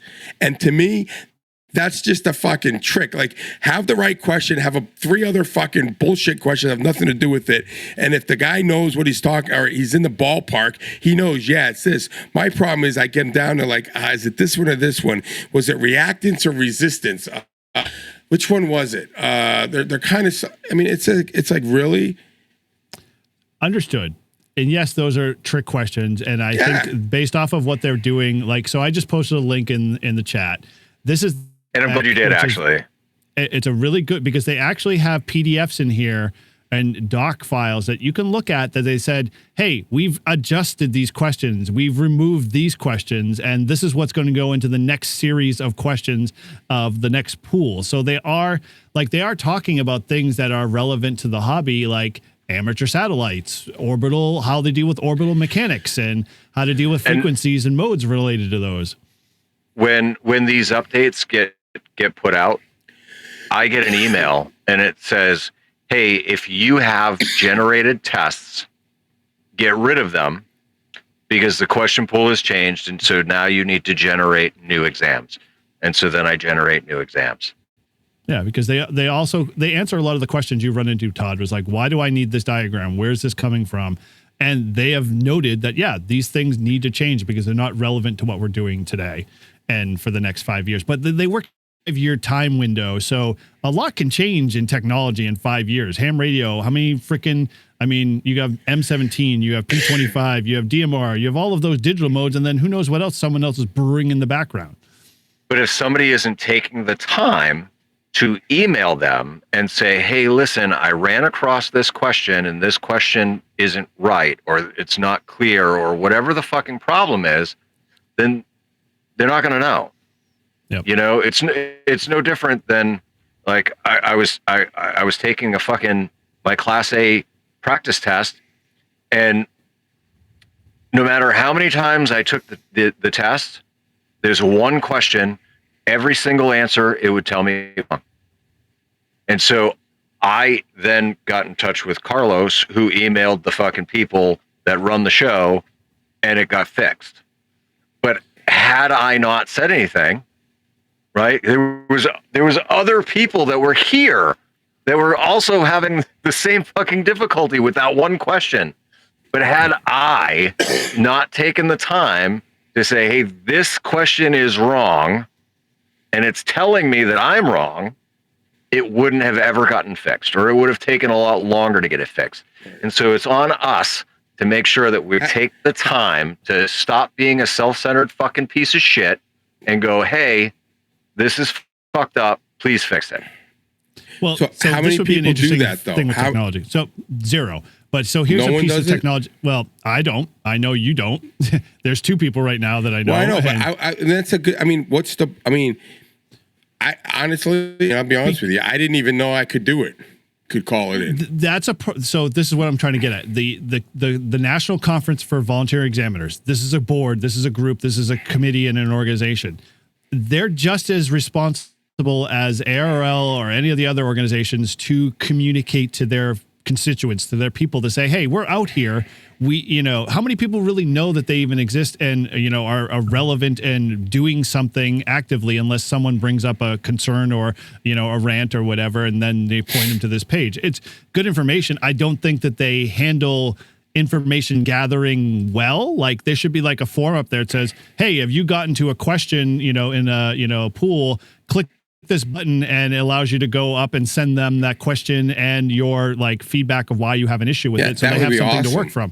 But they don't have that on their website. They have an email like Paul posted, which is fine. It's just one more step, but I hate email as much as anybody. Well, even like for the app development, like hamstudy.org or what's the other one? Why don't they? I mean, that would be do. Right, but that would be nice. Richard said they do. They take suggestions and they take the community feedback to some of the answers and they culminate all that. Is it on the app to say? Is it? But yeah. I don't. Where is it on the app? Because There is a feedback section in the where you start to add comments or whatever. Those are community submitted answers or relevant study questions.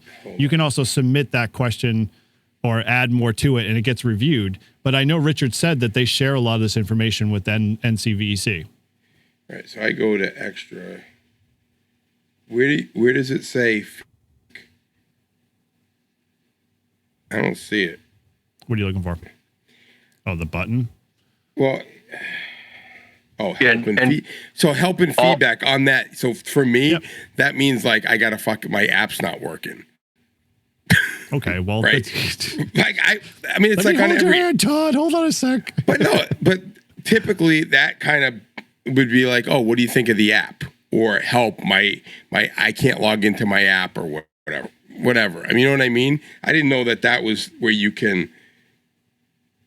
Yep. Well, but again, a lot of people don't spend the extra time when they, run into these problems to see if there's a way to solve it.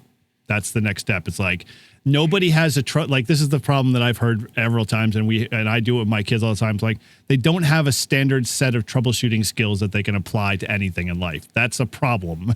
Like no matter how simple, it's like, how do you program a microwave? Well, I don't know. Yeah, go to the internet. You need to learn, but don't just stand there and expect it to magically appear in your brain like AI is going to tell you. Which I think that's where we're going. But hey, that's another story for another time. So we're at the exactly. We're at the 3-hour mark here, and gotten deep and wide. I mean, we're ham radio, crash course / ham radio workbench territory. So I don't know. Let's wrap this up. But good stuff, guys. I mean, I love the fact that we get deep and passionate about this crap because that's what I like to get into sometimes. But yeah, if you want to continue this conversation, you can always head over to our Discord and pick it up there because we'd love to hear you. What things would you like to change in the VE testing process that could improve the whole process? Whether it's the test taking part, the questions, whatever be the case. Share your suggestions because, heck, if we get enough suggestions, maybe, we'll compile all the data and we'll send it to, people that actually give a damn and, get that in their hands and we'll see if we can make some change happen because it starts with us. And that's the nice part about that Paul's been saying and everybody and Todd as well that, hey, it starts with you. So if you want some change to happen, it's got to start somewhere. So, be the small change. But with as always, we appreciate all you guys. Thanks again for joining and hanging out in the Live Free and Ham community. As everyone says here over and over again, we always enjoy this. Love the support and thank you guys every time to come hang out with us, whether you're a Patreon member or first-time subscriber. And as always, if you want to connect with us, always head over to our Discord. That link is in all of our descriptions, show notes, and on our website. And join in on the conversation. Let us know what's going on. Check out all the cool stuff. We've been having an onslaught of people showing up. We've been super excited to be part of the community and we're loving it. And we're just, eating it up and, getting more people interested. So come over, join the conversation and say hello. And as always, please subscribe to our YouTube channels and our podcast if you're in one of your podcast players. Look at Live Free and Ham. We are out there on all the pod players. And as always, we'd love to hear from you guys. Let us know what's going on, what's your thoughts. Please, if you've heard this conversation, you're getting fired up, stop this at the moment. Dial the number 978-233-1142. Leave us a voicemail, share it, and we'll share it on our next episode. And we'll just keep this conversation going because I really think, we want to hear from you guys. We want to hear the thoughts of what you guys think that we're talking about. Are we off base? Are we close? Where are we in the whole process? So let's learn from each other and we want to hear from you guys. So, as always, if you want to help support our show, Patreon and Buy Us a Beer links are always great ways to help support us financially. And all our Patreon members get awesome stuff and always get behind the scenes things that we don't normally get if you're just a regular subscriber. But as always, head over to livefreeandham.com, learn about our show, check the latest swag out, and you can find all of our contact information and reach out to the hosts. And as always, thanks again for listening. And from all of us at Free and Ham, 7-3. 3. 70.